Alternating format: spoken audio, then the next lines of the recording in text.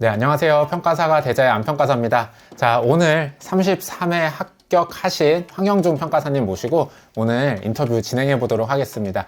황영중 평가사님의 가장 큰 특징은 이제 직장 다니시다가 중간에 휴직 1년 하시고 그리고 퇴사까지 곁들여서 2년차 동차로 합격하신, 그러니까 1차 준비 기간이 너무 짧아서 첫 해 1차는 안 되셨거든요. 그리고 이제 그때부터 동차를 준비해서 붙으신 이력이 있으시기 때문에 3월부터 동차 준비하시는 분들 있으시면은 이제 집중해서 들어주시면 되게 많은 도움이 될 것 같습니다. 자, 평가사님 간단하게 이름, 나이, 학교와 전공 이 정도 먼저 소개해 주시겠어요?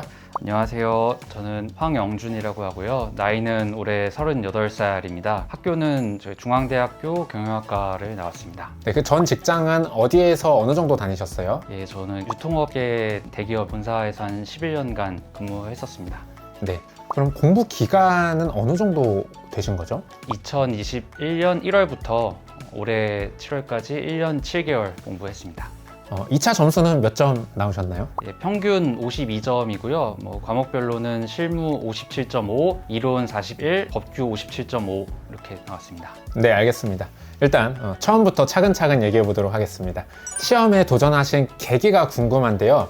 제가 아까 사전 인터뷰 때 듣기로는 평가사를 먼저 준비했다라기보다는 전문직을 하고 싶었다라고 들었어요. 자, 전문직을 결심하게 된 계기는 어떻게 되시나요? 예, 일단 제가 그 전 직장에서 사람들을 많이 보다 보니까 40대 중후반 때부터 이제 슬슬 집에 가야 될 준비를 해야 되더라고요. 그걸 보면서 제가 좀 길게 제 전문성을 살릴 수 있는 전문직으로 더 늦기 전에 갈아타야 되겠다라는 생각을 했고, 이렇게 생각을 하게 된 좀 결정적인 계기는 제가 2020년 10월 말에 사랑하는 아기가 태어났습니다. 그래서 제가 이 아이가 커가지고 대학교가 될 때까지 일을 할 수 있으려면 회사원으로서는 답이 안 나올 것 같다라고 생각해가지고 전문직을 해야겠다라고 결심했습니다.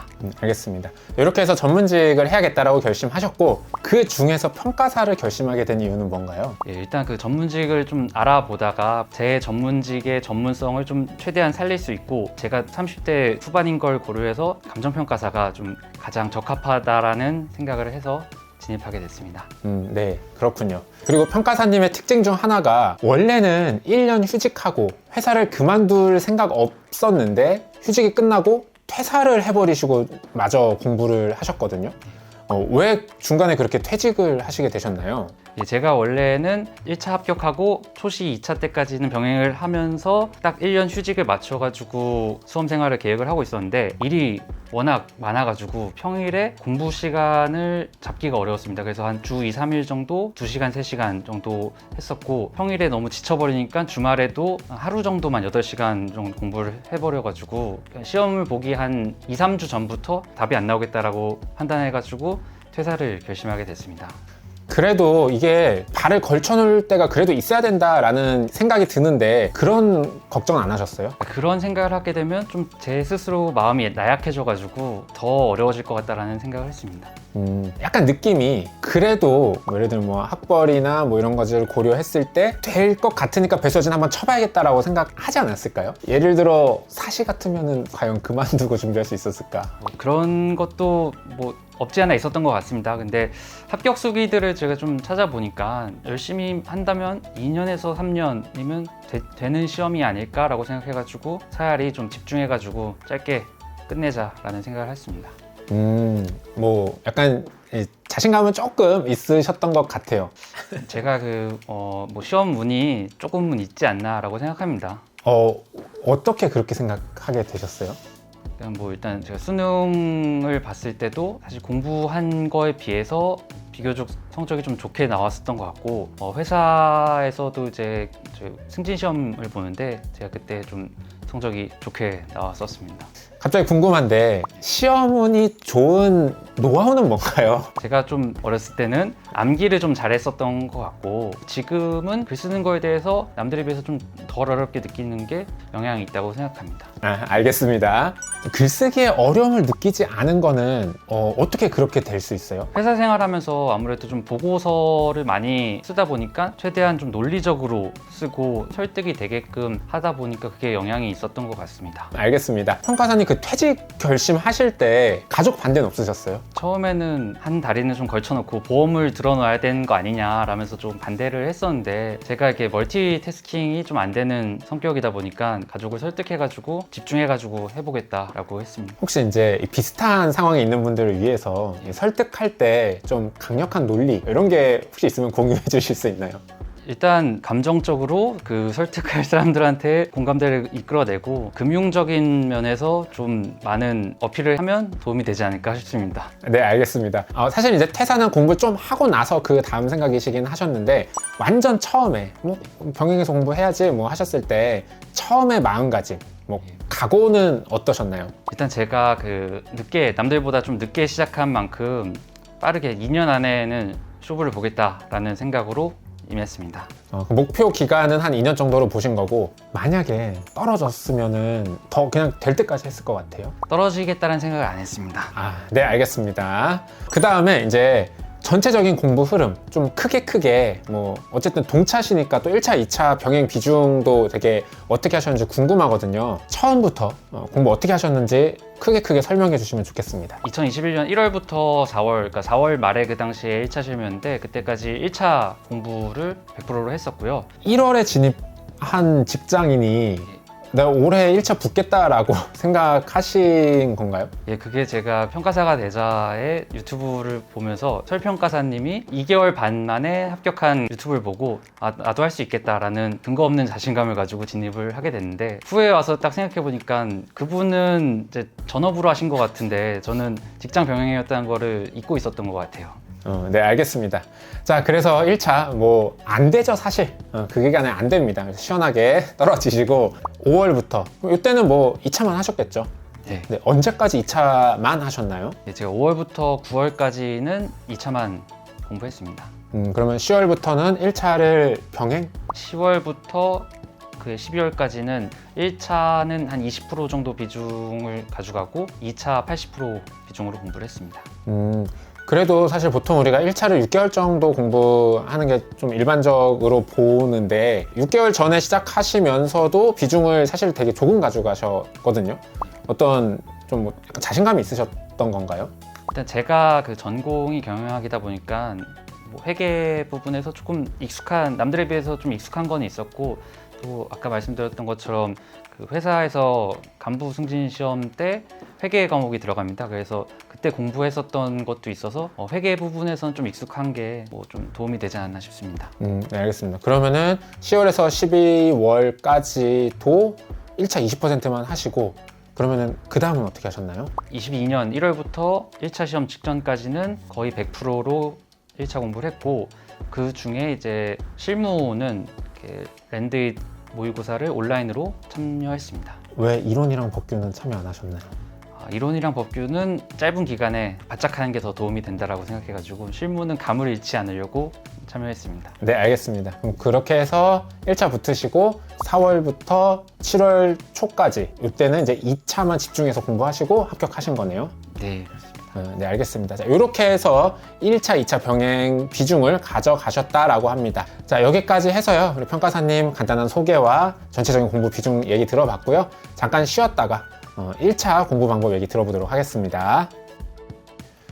네, 안녕하세요. 평가사가 되자의 안평가사입니다. 자, 33회 합격하신 황영중 평가사님과 인터뷰 진행하고 있습니다. 다시 한번 말씀드리면 황영중 평가사님께서는 회사를 원래 휴직하려고 하다가 중간에 이대로는 못 붙겠다 해서 퇴사를 계획하시고 공부를 하셨고 또 특이한 점은 1차에 처음에 떨어지시고 그리고 그 다음에 바로 동차, 2년차 동차로 붙은 이력이 있으신 분입니다. 자, 평가사님 1차 공부 어떻게 하셨는지 얘기 들어보도록 하겠습니다. 평가사님 1차는 점수 어떻게 나오셨어요? 총점으로는 75.5점 받았고 해가지고 회계 67.5, 경제가 75점, 민법이 90점, 부동산 학원론이랑 감감법 72.5점씩 받았습니다. 네, 75.5점을 좀 많이 고득점이잖아요. 뭐 원래 고득점 받으려고 공부하셨나요? 심지어 동차라서 1차 공부할 시간을 최대한 좀 줄여야 됐을 텐데 어쩌다 이렇게 고득점 받게 되셨어요? 제가 처음에 목표는 60점 합격이 목표였는데 랜데이 실강 모의고사에 제가 참석했었는데 그 당시의 마음은 2월까지는 2차 병행하면서 3월에 바짝 1차 해가지고 합격하자라는 거였는데 김하임 평가사님이랑 상담을 했었을 때 시험이 어떻게 나올지 모르니까 1차가 떨어지면 2차 공부한 게 다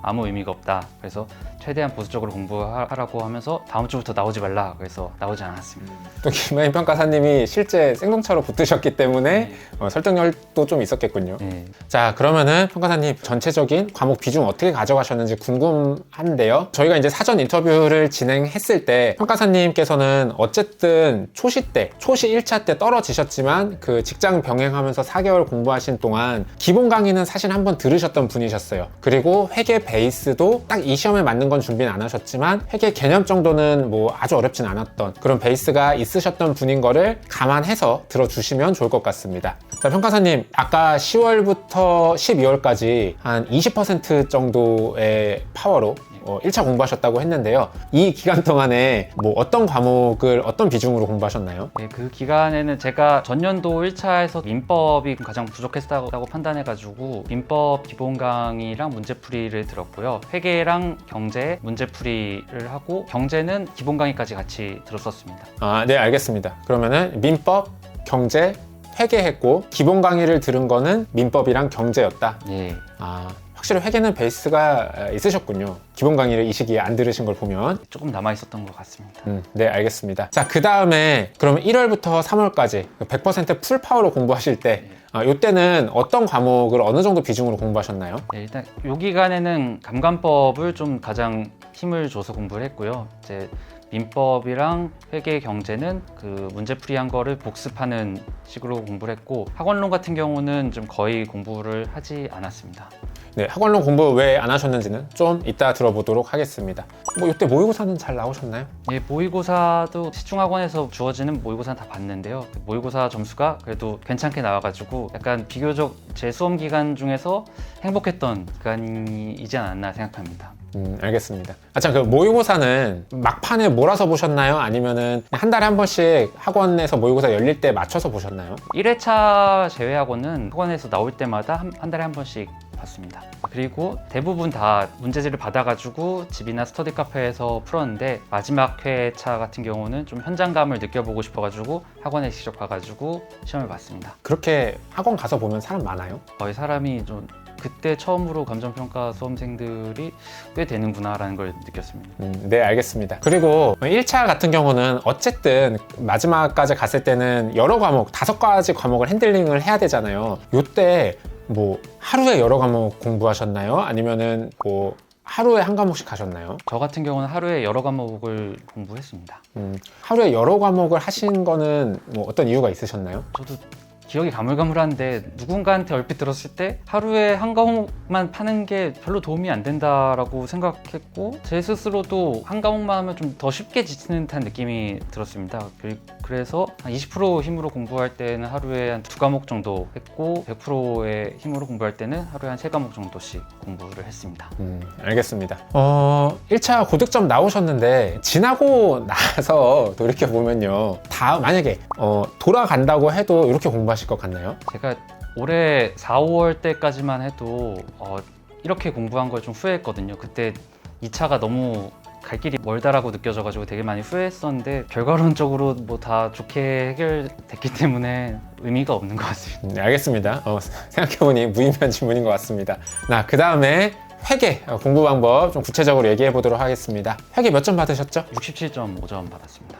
시기별로 좀 공부 방법을 설명해 주시면 어떻게 되셨나요? 1년차 초시 때는 기본 강의 듣고 문제 살짝 풀었었는데 좀 시간이 좀 부족했었고요. 2년차 때 볼 때는 10월부터 문제 풀이부터 해가지고 공부했습니다. 10월에 내가 기본 강의 안 들어도 되겠다라고 생각한 이유는 뭐였나요? 초시 때 그 기본 강의랑 기본 강의 다음 단계 그렇게까지 들었었던 게 좀 기억에 남아 있었던 것 같고 회계 같은 경우에는 문제 푸는 요령이 더 중요하다라고 생각해가지고 기본 강의는 스킵했습니다. 알겠습니다. 그렇게 해서 문제풀이 강의 들으셨어요. 그러면은 그 다음 어떻게 보면은 그 문제풀이에서 배운 거를 유지하는 작업들이죠. 자, 그 다음은 어떻게 공부하셨어요? 기출 문제도 풀고요. 학원 선생님의 문제집을 반복해가지고 풀면서 그러면서 오답 노트도 같이 정리하면서 계속 반복했습니다. 뭐 기출 문제집과 문제를 계속 반복했다. 예. 대충 몇 회독 정도 하셨어요? 한 3, 4회독 정도 한 것 같습니다. 더 많이는 시간 때문에 못 하셨나요? 시간도 그렇지만 한 3회독 정도까지 넘기니까 크게 이게 의미가 없다라는 생각이 들더라고요. 저도 사실 요거는 조금 공감하는 게 3회독까지는 뭔가 부족한 거를 자꾸 공부하면서 하는 느낌인데 3회독 넘어가면 그냥 리마인드만 해주는 느낌도 좀 있었던 것 같습니다. 혹시 이 문제집이랑 기출 문제 푸실 때 보통 사람들이 좀 특별하게 다루는 게 이제 어려운 문제, 2분 넘어가는 거, 아니면은 말 문제 이런 것들이 있는데 어떻게 준비하셨나요? 일단 그 어려운 문제들은 풀지 않았고요. 안 풀어야겠다라고 판단하는 연습으로 활용했습니다. 말 문제 같은 경우는 아예 버렸다가 마지막 막판에 조금 시간이 남아가지고 살짝 봤습니다. 말 문제를 버리셨었어요. 오히려 말 문제는 외우면 점수를 받을 수 있는 문제다 이런 생각은 안 하셨어요? 일단 말 문제가 이해하는데 조금 어려워가지고 가성비가 떨어진다라고 판단했습니다.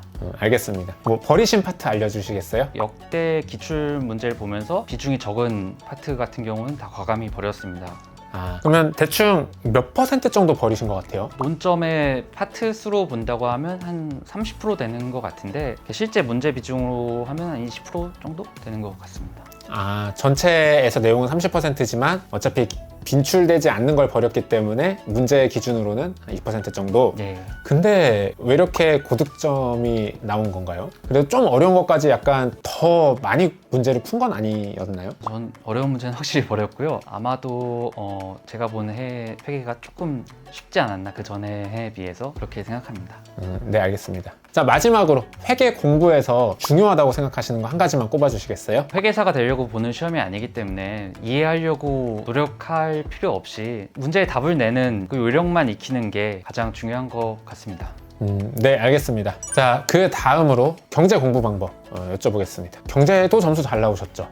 예. 어쩌다 보니 75점 나왔습니다. 네, 경제는 시기별로 어떻게 공부하셨나요? 1년차 초시 때는 기본 강의를 들었는데 기본 강의를 들으면서 막 스스로를 막 때려가면서 정말 이해가 안 돼가지고 이렇게 힘들게 들었었고 그래서 그 다음번에는 10월 초부터 강사님을 바꿔가지고 기본 강의를 부터 해서 다시 들었습니다. 강사님 바꾸니까 이해가 잘 되던가요? 그게 강사님을 바꿔서 이해가 되는 건지 아니면 짧은 기간이라도 했었던 게 조금 도움이 되는 건지는 잘은 모르겠지만 그래도 첫 해에 비해서는 한결 수월했습니다. 알겠습니다. 그럼 기본 강의 듣고 나서는 어떻게 하셨나요? 그 다음에 이제 문제풀이 강의를 들었고 문제풀이 강의를 풀로 들은 게 아니고 그 문제풀이 강의의 문제집을 먼저 푼 다음에 모르는 부분만 발췌해가지고 들었습니다.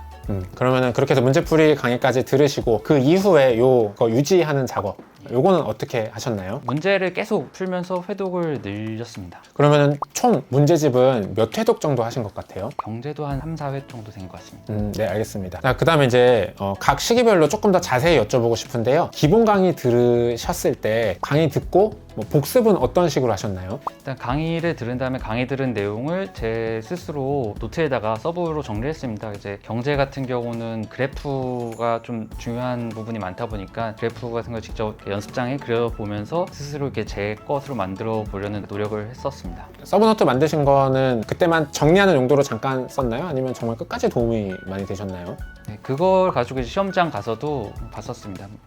알겠습니다. 자, 그러면 요때 지나서 문제풀이 강의 들으실 때 요때 좀 구체적으로 어떻게 공부하셨나요? 사실 이 시기도 좀 특별할 거 없이 문제 풀고 틀린 문제를 해설 보고 강의 듣고 그리고 오답 노트 정리하면서 공부를 했습니다. 특이했다라고 할 수 있는 거는 감정평가사 이하 레벨의 시험 문제만 풀었었습니다. 알겠습니다. 이렇게 해서 문풀 강의 들으시고 그냥 문제집 아까 3, 4회독 반복 네. 해서 마무리했다 이러셨습니다. 혹시 뭐 경제 공부하실 때 어려웠던 점은 없으셨나요? 그 강의들은 강사님의 교재에 있는 기출 문제 위주로 풀었을 때 이제 어느 정도 잘 풀려가지고 경제도 좀 안정권인가라고 생각했는데 모학원 강사님의 그 모의고사를 한번 딱 풀었더니 꽈락 점수가 나와가지고 혼란스러웠던 시기가 있었는데 다른 모의고사를 풀었을 때는 또 이렇게 점수가 잘 나와가지고 약간 그걸로 위안을 삼으면서 버텼던 것 같습니다. 네, 알겠습니다. 마지막으로 이제 경제 공부할 때 공부 팁 같은 게 있다면 알려주시겠습니까? 경제라는 학문이 워낙 어렵기 때문에 시중에 어려운 문제 같은 경우는 안 푸는 게 정신 건강이나 수험 기간 단축하는 데 도움이 되지 않나 싶습니다. 네, 알겠습니다.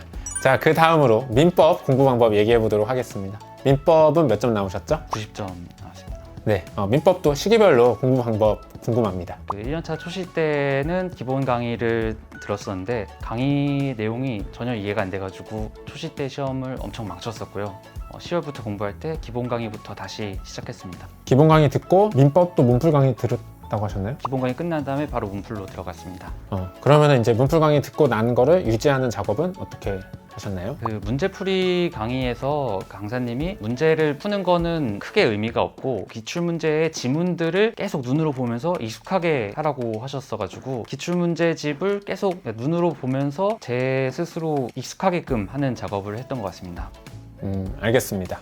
마지막에 특별히 마무리로 하신 게 있으신가요? 마지막에는 이제 핵심 요약 강의 때 그 핵심 요약집을 줬었는데 핵심 요약집에 있는 내용을 눈으로 빠르게 보면서 복습했습니다. 그럼 그 마지막 시기 때까지 하면은 결국은 문제집 한 권 보시고 이제 마지막에 핵심 요약집 보신 건데 그거 각각 몇 번씩 회독하신 것 같아요? 민법은 이해가 되게 안 됐기 때문에 최소 10번은 눈으로 바른 것 같습니다. 문제집도? 예. 많이 보셨군요. 알겠습니다. 자, 그러면은 이제 좀 구체적으로 시기별 공부 방법 얘기해보고 싶은데요. 기본 강의 들을 때 특별한 공부법이나 복습 방법 이런 게 있으셨나요? 저는 강사님이 시키는 대로 그냥 쭉 따라갔고 강의한 내용을 그날 좀 눈으로 보면서 익숙하게끔 하는 것만 했던 것 같습니다. 네, 별다른 특별한 건 없는 것 같습니다. 예. 그러면 문풀 강의 때도 특별한 게 있었을까요? 문풀 강의 때는 이제 기출된 지문들을 좀 책 읽듯이 계속 보다 보니까 민법의 내용에 익숙해져서 그게 큰 도움이 됐던 것 같습니다. 민법이 어쨌든 문제은행식 출제 방식이기 때문에 지문들을 익숙하게끔 하는 게 좀 주요했던 것 같습니다. 결국 어쨌든 지문 OX 퀴즈니까. 예. 알겠습니다. 자, 민법 공부하시면서 내가 요거는 좀 잘한 것 같다 싶으신 게 있으셨을까요? 강사님이 하라는 대로 따라간 거. 혹시 그 강사님이 하라고 시킨 것 중에서 요거는 진짜 좋은 공부 방법이었던 것 같다 하는 게 있을까요? 기출된 내용 그 문제의 지문을 이렇게 눈으로 계속 봐서 익숙하게끔 하는 게 저는 가장 좋았던 것 같습니다. 네, 알겠습니다. 그 다음으로 감관법 공부 방법 얘기해 보도록 하겠습니다. 점수는 몇 점 나오셨나요? 네, 72.5점 나왔습니다. 네, 시기별 공부 방법 알려주시겠어요? 1년차 초시 때는 시간이 없어가지고 핵심 요약 강의만 듣고 들어갔었고요. 2년차 때도 역시 핵심 요약 강의만 들었습니다. 핵심 요약 강의가 거의 한 시험 한두 달 전에 두 달 전에 나오는 강의 아니에요? 예, 그러니까 올해 기준으로 2월 달부터 제가 들었었습니다. 한 달 반 전쯤에 예. 나왔네. 혹시 감관을 너무 늦게 시작하는 거 아닌가요? 감관법은 핵심 요약만 들어야겠다라고 생각을 했었고 근데 그 강의가 2월 달에 개강을 해가지고 좀 어쩔 수가 없었던 것 같습니다. 저 궁금한 게 핵심 요약 강의만 들으면 되는 건가요? 저는 그렇게 생각합니다. 한 70점 이상 정도로만 목표를 설정하고 공부한다면 핵심 요약으로도 충분하지 않나라고 생각합니다. 그러면 이제 기본 강의를 안 들어서 이거 이해가 안 가는데 이해를 못한 상태에서 이거 들어도 괜찮은 건가요? 제가 1년차 때는 그냥 닥치고 암기만 하다 보니까 이해를 안 하고 하다 보니 완전 망했었는데 2차 공부를 선행한 다음에 다시 한번 들어보니까 그 감관법의 내용이 좀 이해된 부분이 많았었고 감관법에서 메인에 되는 법규들이 다 실무나 법규에서 커버를 하는 내용이 있기 때문에 그런 거를 미리 좀 공부하고 그 암기를 하니까 훨씬 더 암기가 잘 되고 도움이 됐던 것 같습니다. 그러면 평가사님은 실무랑 법규를 좀 했었기 때문에 핵심 요약 강의 들어도 괜찮았다라고 얘기를 해주셨는데 만약에 이제 아는 사람이 나 실무랑 법규 안 했는데 핵심 요약만 듣고 싶어 네. 라고 하면 뭐라고 얘기하실 것 같아요? 그 스스로가 답답함을 좀 감내할 수 있다라고 하면 추천할 것 같습니다. 그 답답함이라는 게 뭔가 이해 안 된 상태로 이거를 외워야 되는 답답함? 예, 그러니까 그렇죠. 그러니까 배경 지식 없이 이게 단순한 암기만 그렇게 해서 잘할 자신이 있다고 한다고 하면 굳이 기본 강의 듣는 거는 좀 낭비라고 생각합니다. 그러면은 핵심 요약에서 알려준 것만 딱 그 단순 암기만 내가 할 수 있으면 점수 받는 데는 문제 없다? 네. 알겠습니다. 자, 평가사님, 감관법 공부하시면서 내가 요거 좀 잘한 것 같다 라고 하는 거 하나만 뽑아주시겠어요? 기본 강의를 안 들은 거. 기본 강의가 교재가 보니까 한 두께가 이 정도 되는 것 같더라고요. 그래서 이거는 하면 안 될 것 같다라고 생각했습니다. 네, 알겠습니다. 마지막으로 부동산 학원론 요거 공부 방법 여쭤보고 싶습니다. 점수는 몇 점 나오셨죠? 네, 72.5점 나왔습니다. 자, 요거는 이제 좀 보통 공부를 양을 많이 안 하는데 몇 월에 시작하셨나요? 시험 보기 한 달 전부터 공부를 했던 것 같습니다. 자, 이렇게 늦게 해도 된다고 생각한 이유는 뭐였나요? 일단 그 2차 이론이랑 실무를 좀 수강한 후다 보니까 굳이 이게 할 필요가 없다라고 생각을 했습니다. 그리고 이렇게 전년도 시험을 보고 나니까 학원론이 70점대로 목표로 한다고 보면 2차 공부했었던 것만 잘 정리하면 충분히 그 정도 점수는 나올 것 같다라고 생각했습니다. 알겠습니다. 그러면은 뭐 강의 안 들으셨고 기본서 아예 안 본 거예요? 네. 그럼 문제집만 보신 거예요? 문제집도 안 보고 기출 문제만 풀었습니다. 뭐 몇 번 정도 푸셨어요? 2, 3회 정도 풀었습니다. 네, 알겠습니다. 마지막으로 학원론 공부하면서 나 이거 좀 잘한 것 같다 싶으신 게 있으실까요? 너무 많은 시간을 투입하지 않은 거를 잘한 것 같습니다. 네, 알겠습니다. 자, 이렇게 해서 평가사님과 1차 공부 방법 얘기해봤습니다. 잠시 쉬었다가 이제 2차 실무 공부 방법 얘기해보도록 하겠습니다. 네, 평가사가 대자의 안평가사입니다. 자, 33회 합격하신 황영준 평가사님과 인터뷰 진행하고 있습니다.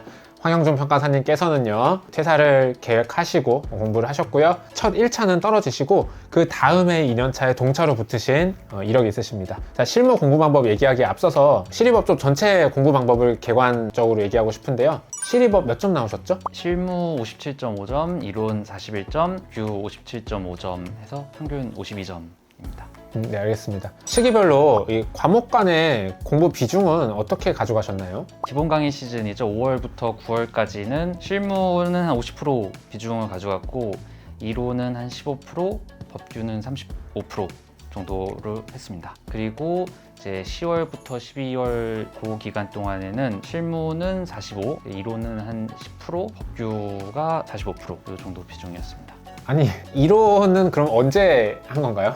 이론은 이제 막판 4월부터 6월까지에 좀 많이 했고요. 그 기간 동안에는 실무 30, 이론 40, 법규 30 이런 비중이었습니다. 1차 보기 전까지는 실무 법규 중심으로 하고 이론은 막판에 바짝 몰아쳤다. 네. 네, 알겠습니다. 자, 각각 공부 어떻게 하셨는지는 한 편씩 소개해 드리도록 하겠습니다. 자, 먼저 실무부터 해보도록 하겠습니다. 자, 실무 이제 시기별 공부 방법이 궁금한데요. 자, 스텝 1 강의 시즌. 요때 이제 3방식 기본 이론과 3방식 문제풀이 하는 시즌이잖아요. 자, 요때 어떻게 공부하셨나요? 기본 강의 들으면서 천점이랑 종합 문제 그리고 타학원 연기 스터디 그 문제를 구해가지고 푼 걸 병행했었습니다.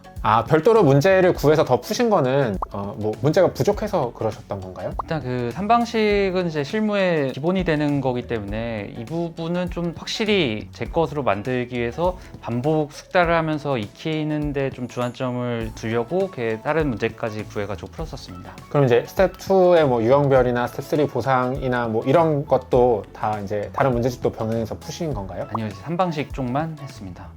이렇게 기본을 탄탄히 잡기 위해서 3방식만 알겠습니다. 자, 그리고 나서 이제 스텝 2에서 스텝 4까지 하면은 이제 뭐 아까 얘기한 유형별, 뭐 보상, 기타 뭐 재건축 이런 것들이죠. 네. 자, 요때는 어떻게 공부하셨나요? 기본 강의를 듣고 이제 복습하면서 제 마인드맵으로 제 목차 같은 걸 정리하고 암기하는 걸 중점적으로 공부했습니다. 아까 3방식 스텝 1 공부할 때는 이렇게 뭐 마인드맵 목차 정리하고 목차 암기했다는 얘기는 따로 안 하셨었는데 뭐 여기 스텝 2에서 4에만 그걸 하신 이유가 있으신가요? 3방식 때도 그 문제 풀기 전에 이미 그 과정은 거쳤었는데 빠뜨린 것 같습니다. 알겠습니다. 그럼 목차를 정리하고 그 목차를 별도로 암기하는 거 요거는 뭐 왜 하신 건가요? 일단 그 목차 같은 경우는 그 논점의 기본 틀이기 때문에 당연히 이제 딱 어떤 논점이 나오면 이러이러한 식으로 내용을 전개해 가면 된다라는 가이드가 될 수 있어서 그건 필수적이라고 생각합니다. 자, 그러면 이제 스텝 2에서 4까지는 어떤 문제를 푸셨나요? 최종호 평가사님 강의를 들었었는데 그 최종호 평가사님이 주어지는 문제 위주로 풀었습니다.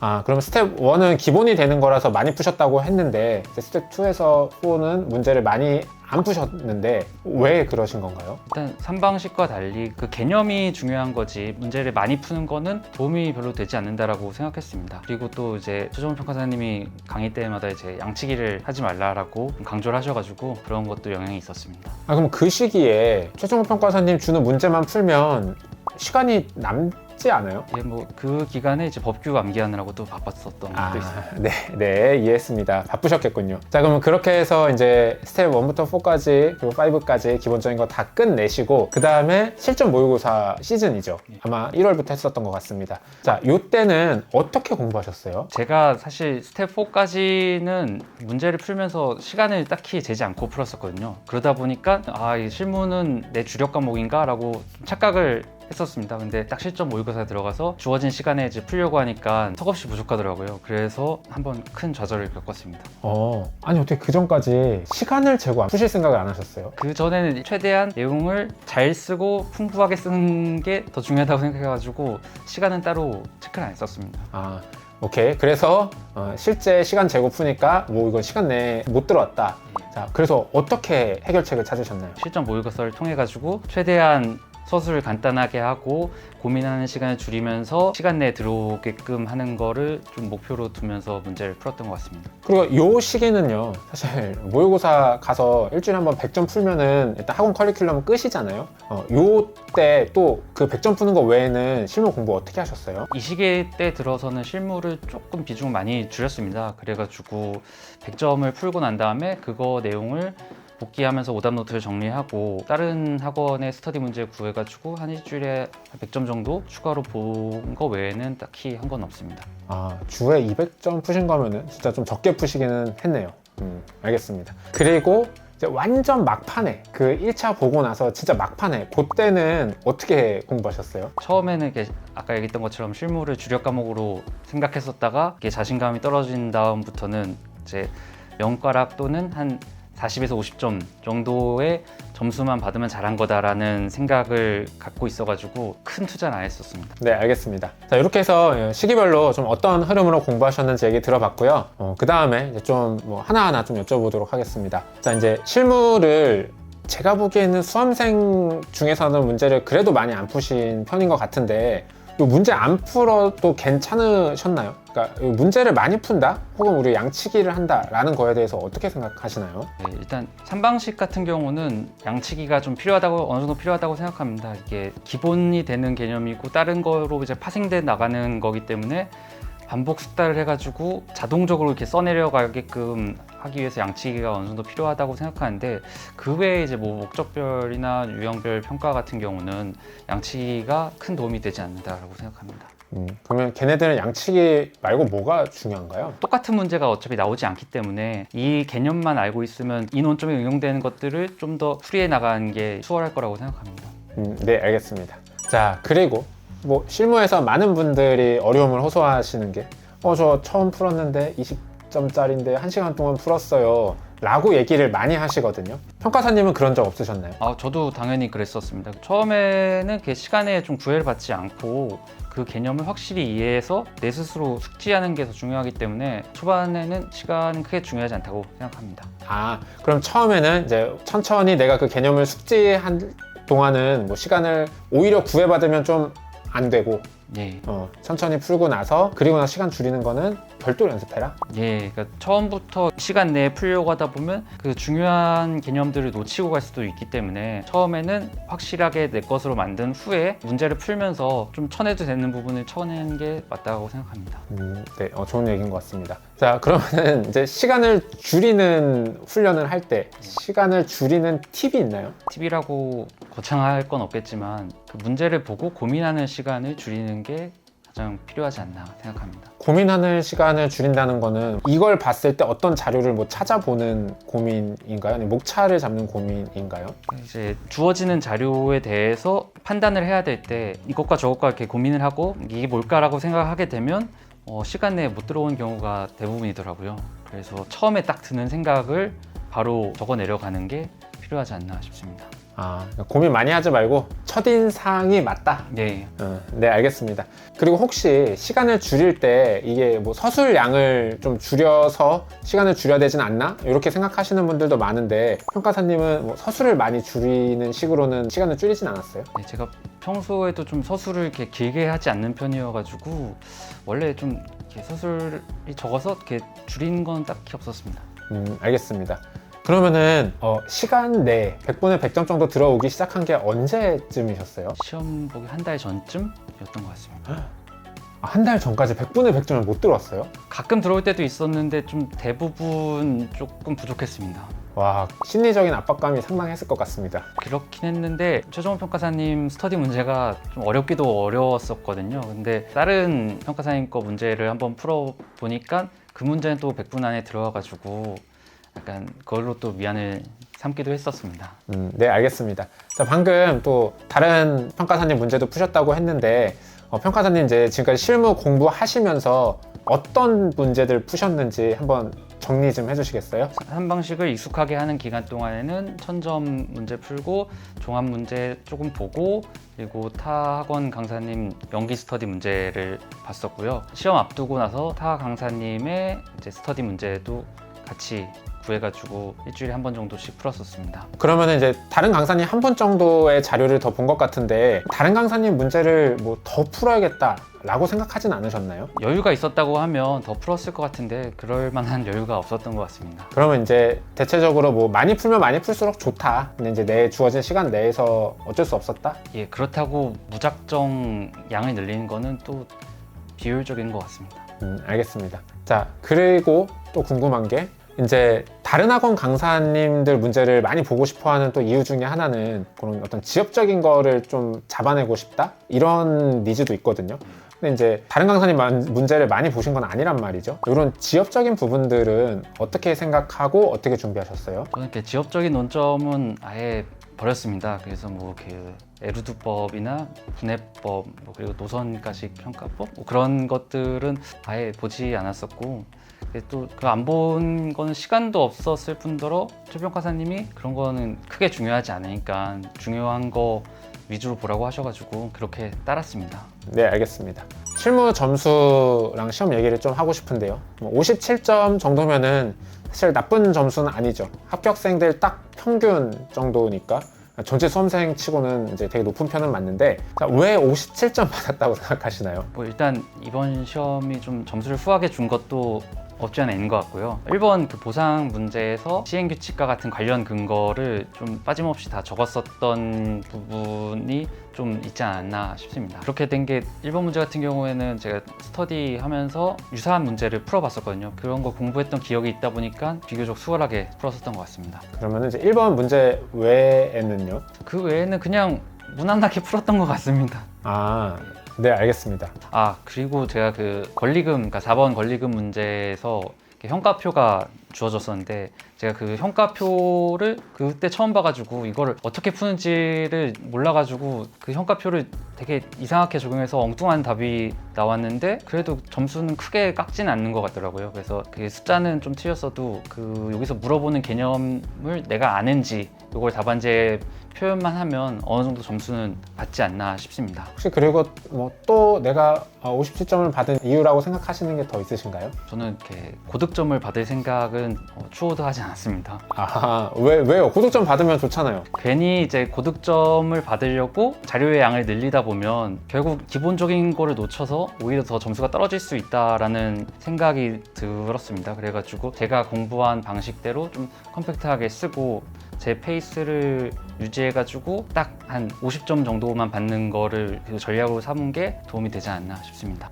네. 고득점의 유혹에 빠지면은 이제 갑자기 공부량이 기하급수적으로 늘어나고 갑자기 서술도 막 내 스타일에 맞지 않게 많이 해야 될 것 같고 하다 보면은 조금 흔들리는 경우도 있는데 그렇지 않은 게 좀 잘한 것 같다라고 이해했습니다. 자, 그 다음으로 평가사님 방금 얘기하신 것 중에 전 좀 기억에 남는 게 서술을 많이 하는 스타일이 아니다 라고 얘기를 하셨거든요. 근데 특히 이번 시험 같은 경우는 뭐 문제 풀고 나면 뭐 시간이 너무 안 걸려서 서술에서 오히려 승부가 갈렸다 이렇게 얘기하시는 분들도 있는데 평가사님은 어떻게 생각하시나요? 저 같은 경우는 사실 서술 크게 많이 안 했거든요, 이번 시험에서. 그래서 이 서술이 풍부하게 하면 가점은 될 수 있을 것 같지만 그걸로 당락을 좌우하지는 않는다라고 생각합니다. 뭐 어느 정도로 서술을 컴팩트하게 하셨나요? 저는 그냥 딱 그 뭐 보상 문제 같은 경우에 관련 근거로 뭐 칙 몇 조 그렇게 컴팩트하게 한 거 그것만으로도 충분하지 않나 싶습니다. 저 같은 경우는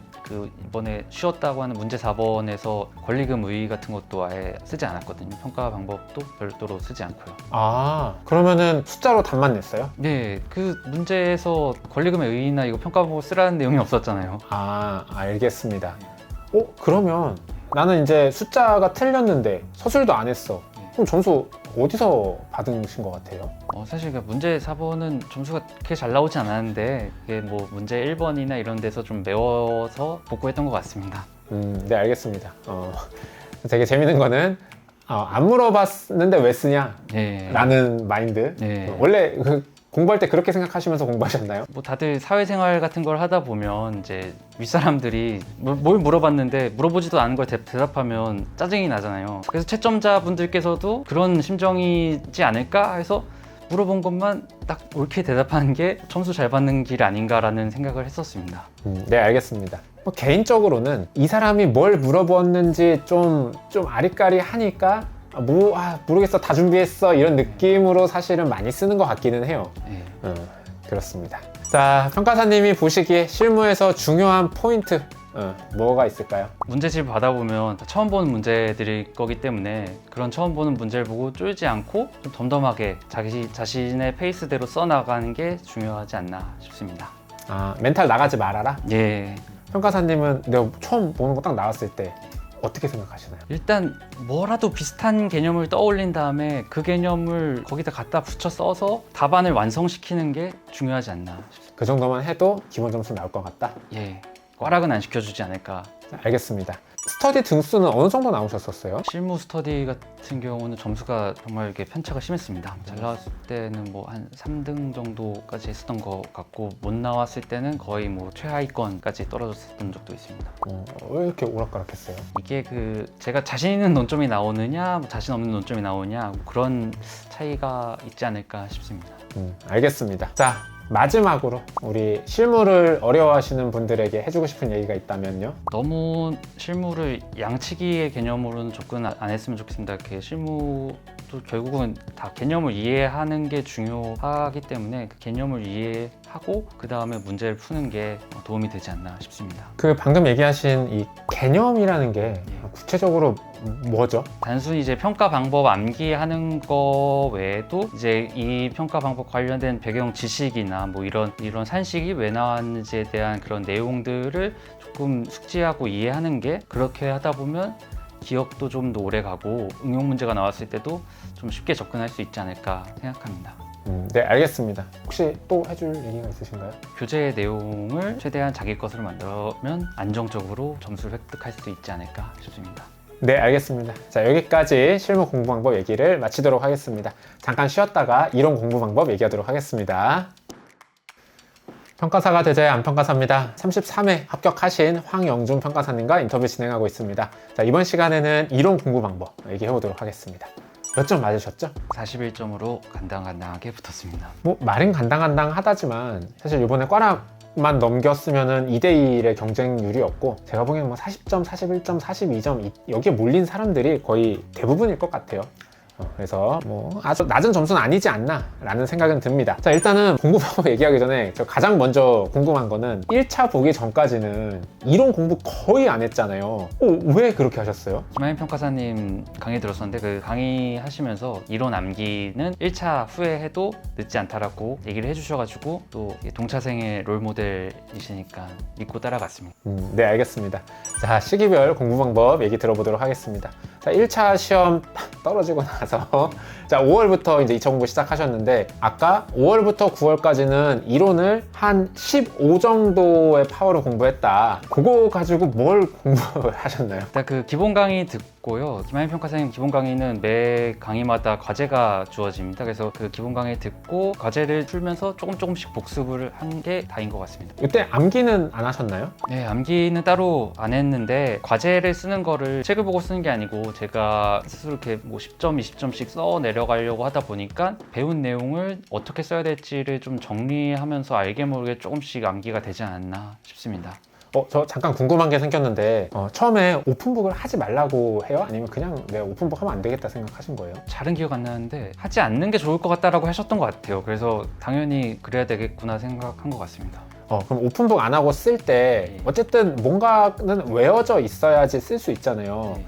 그럼 그거는 문제 보고 내가 요거 외워야겠다 하고 그거 외운 다음에 책 덮고 쓰신 건가요? 그 교재에 있는 내용들을 전체적으로 보면서 이거를 나중에 내가 글로 쓰면 어떻게 써야 되겠다라고 생각하면서 좀 책을 읽었던 것 같고 과제를 한번 본 다음에 이런 내용이 있으면 그거에 대해서 조금 더 고민을 해본 다음에 썼던 것 같습니다. 그러면은 과제를 먼저 확인하고 예, 그 다음에 이제 책을 다시 읽으면서 책의 내용을 이런 식으로 좀 써야 되나 예, 생각하고 책 덮고 써봤다. 예. 제가 공부했던 방법이랑 정확히 똑같습니다. 저 요때 오픈북 안 했을 때 저는 진짜 고통스러웠거든요. 저는 이렇게 글 쓰는 거를 해본 적이 없어서. 근데 그때 정말 이론 실력이 많이 늘었던 기억이 있습니다. 하지만 평가사님은 원래 글을 좀 쓰셨다고 하니까 이런 고통스러움은 모르셨겠죠. 자, 어쨌든 이렇게 해서 공부하시고 그 다음에 10월부터 12월까지는 이론을 더 줄이셔서 한 10 정도의 파워로 공부했다라고 하셨는데 요 10 가지고는 또 뭐 하셨나요? 그 전과 동일하게 기본 강의 듣고 그 강의 내용을 복습 개념으로 과제를 하면서 했습니다. 이때도 암기는 동일하게 이제 과제하면서 쓰려고 하다 보니까 조금씩 암기가 된 것 같습니다. 의도적으로 암기를 해야겠다라고 하진 않았고요. 알겠습니다. 자, 그 다음에 일단 1차 볼 때까지는 그냥 그 정도로 가볍게 하셨고 그 다음에 1차 보고 나서 4월부터 6월까지 요때 이론 공부를 사실상 다 한 거네요. 그러면 요때는 한 40% 파워를 하셨었다 그런 것 같아요. 자, 이때 공부 어떻게 하셨나요? 이 기간이 이제 실전 모의고사 시즌이었는데 1차 끝나고 와서 글을 써보려고 하니까 100분 내에 100점이 턱없이 부족하게 느껴지더라고요. 그래가지고 뭐가 문제일까 고민을 많이 했는데 아무래도 기본적인 암기가 안 돼 있어가지고 그런 것 같다 그렇게 생각해가지고 기본 개념들이나 총론에 있는 내용들 그리고 실무 기준을 암기하는데 좀 주안점을 두었습니다. 기본 개념이라고 하면 의노트? 예, 의가 대부분이죠. 예, 목차 두 문자? 예, 목차 두 문자. 총론의 기초 내용이라는 건 뭐죠? 총론에서 가장 흔하게 다뤄지는 논점들 있잖아요. 뭐 이렇게 고부연계 연병사 같은 네, 그런 거에 그거 이제 내용의 키워드? 키워드랑 그런 내용들은 좀 예시까지도 외우려고 했는데 나중 돼서는 그냥 자연스럽게 익혀지더라고요. 그리고 실무 기준 예. 이런 거를 암기를 하니까 100분의 100점 안에 들어오기 시작했다? 그래도 좀 버거웠는데 평이한 논점들이 나오면 바로 이렇게 막 바를 수가 있어가지고 시간은 많이 단축했던 것 같습니다. 네, 알겠습니다. 그럼 암기를 빡세게 하셨다고 했는데 뭐 암기만 빡세게 하면 되나요? 그거 외에도 이제 문풀도 많이 풀었는데 이제 평가사님이 본인 스터디 문제 외에도 시중 강사님들 스터디 문제도 좀 구해가지고 풀어보라 해가지고 한 두 분의 3기 스터디 문제를 풀어봤습니다. 그래서 하루에 100점씩 풀었던 것 같습니다. 그 시기에 이론을 하루에 100점씩 풀었어요? 예, 한 주 5회에 100점씩 풀었던 것 같습니다. 그럼 스터디 와서 또 쓰면 600점. 네, 뭐 그 정도. 와, 막판에 이론을 어마어마하게 썼네요. 네, 알겠습니다. 이렇게 해서 이제 전체적인 공부는 이제 이렇게 하셨다고 합니다. 근데 제가 좀 궁금한 거는요. 이론 같은 경우는 목차 잡는 게 중요하지 문제 굳이 써볼 필요 없다라고 하시는 분들이 있거든요. 네. 평가사님은 반대로 어마어마하게 쓰신 것 같아요. 이 쓰는 게 좀 더 나은 것 같은가요? 효율 개념으로 따지면 좀 비효율적인 것 같긴 한데 팔도 아프고 근데 제가 100분 100점이 안 돼가지고 좀 스트레스를 많이 받고 있던 상황이어가지고 그 어떤 문제든 100점을 직접 써보는 거를 많이 해봐야 된다고 생각해서 직접 다 썼습니다. 그쵸. 100분의 100점을 못 들어오는 거는 쓰면서 훈련할 수밖에 없죠. 100분의 100점이 들어오면 그때부터는 목차만 잡아도 예. 괜찮겠네요. 예. 알겠습니다. 그리고 이제 이론 같은 경우는 아까 저도 살짝 얘기했지만 처음에 저는 글 쓸 때 딱히 할 말도 없고 뭐라고 써야 될지도 모르겠고 이런 게 저는 되게 힘들었는데요. 평가사님은 처음에 그 답안 작성하실 때 별로 어렵진 않으셨나요? 저는 기본 강의를 들으면서 첫 강의 때부터 과제를 주어줘서 10점, 20점이든 그 쓰는 연습을 해서 많이 연습이 됐던 것 같고요. 있더라고요. 일단 저 같은 경우에는 회사 생활을 좀 오래 하다 보니까 회사에서 보고서 작성이나 이런 거에 있어서 글 쓰는 거에 대해 조금 상대적으로 거부감이 좀 적지 않았나 싶습니다. 네, 알겠습니다. 그럼 뭐 평가사님 케이스는 아니지만 이 글쓰기를 어려워하는 사람들, 이런 사람들은 어떻게 공부하는 게 좋을 것 같아요? 세 가지 정도 생각해 볼 수 있을 것 같은데요. 먼저는 일단 많이 쓰면서 익숙해지는 게 1차적으로 좀 필요할 것 같습니다. 두 번째로는 교재에 있는 내용을 읽을 때 이 내용을 내가 어떻게 쓸지를 스스로 생각하면서 그렇게 읽는 게 글 쓰는데 도움이 된다고 생각하고요. 김하인 평가사님 교재로 뭐 설명을 드리자면 교재에 있는 내용이 줄글로 되어 있는 게 아니고 그 핵심 키워드 위주로 이렇게 되어 있습니다. 그래서 그런 핵심 요약 단어들을 보면서 이 내용을 글로 어떻게 서술할지를 생각을 하다 보면 보다도 좀 제 것이 되는 게 쉬워지는 것 같고 생각의 폭을 넓게 갈 수 있지 않았나 싶습니다.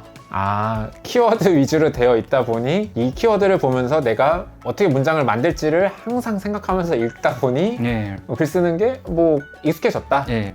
알겠습니다. 마지막으로는 이제 그 교재에 있는 내용을 현실에서 내가 대입해 볼 수 있는 예시를 떠올리면서 그렇게 읽는 게 필요하다고 봅니다. 그래서 교재에 있는 내용과 그 내가 쓰는 글이 따로 놀지 않도록 하는 게 중요하지 않나 싶습니다. 저도 이거 진짜 공감하는데 이게 매칭되는 예시를 하나 기억하면 내용도 잘 기억나고 답안지 쓸 때도 예시 쓰면 뭐 양채 오는 것도 금방 하고 저도 되게 좋았던 기억이 납니다. 자, 그 다음에 또 이런 공부하면서 어려워하시는 분들이 저도 그랬는데 방향성을 못 잡겠다. 그러니까 어떻게 공부해야 점수가 잘 나오는지 모르겠다라고 하시는 분들 많은데요. 평가사님은 그런 경험은 없으셨나요? 이론이라는 과목 자체가 어찌 보면 딱 정해진 정답이 없는 과목이라고 생각해서 그런 생각이 드는 거는 뭐 당연한 것 같습니다. 근데 내가 교재에 있는 내용을 잘 정리해가지고 어떤 질문이 들어와도 최대한 그쪽 방향으로 써낼 수 있다고 하면 그래도 꽈락은 면할 수 있는 그런 과목이지 않나 싶습니다. 내가 정리한 내용을 뭐 가지고 잘 대답만 할 수 있다라면 괜찮지 않나? 네. 그럼 반대로 잘 쓴 이론 답안이라는 건 뭘까요? 되게 교과서적인 대답이 될 수 있을 것 같은데 뭐 출제자의 의도를 잘 파악해가지고 예시를 좀 많이 들어서 풍부하게 서술한 그런 답안이 잘 쓴 이론 답안이지 않을까 싶습니다. 풍부하게 썼다라는 거는 여러 가지 내용들을 많이 소개하고 뭐 여러 가지 측면에서 검토한 걸 얘기하나요? 그렇죠. 뭐 어떤 거에 근거가 되는 거를 뭐 너댓까지 들면서 거기다 예시까지 곁들여서 쓰는 게 맞지 않나 싶습니다. 네, 알겠습니다. 이런 답안을 만들기 위해서 노력하셨군요. 자, 그 다음에 이론 또 많은 분들이 궁금해하시는 거. 범위 넓히려면 한도 끝도 없다. 논문 다 찾아봐야 되냐? 자, 평가사님 공부 범위 어떻게 잡고 공부하셨나요? 김하인 평가사님 기본 교재랑 실무 기준 그리고 마지막 스터디 때 좀 보라고 주어진 논문 이렇게만 봤습니다.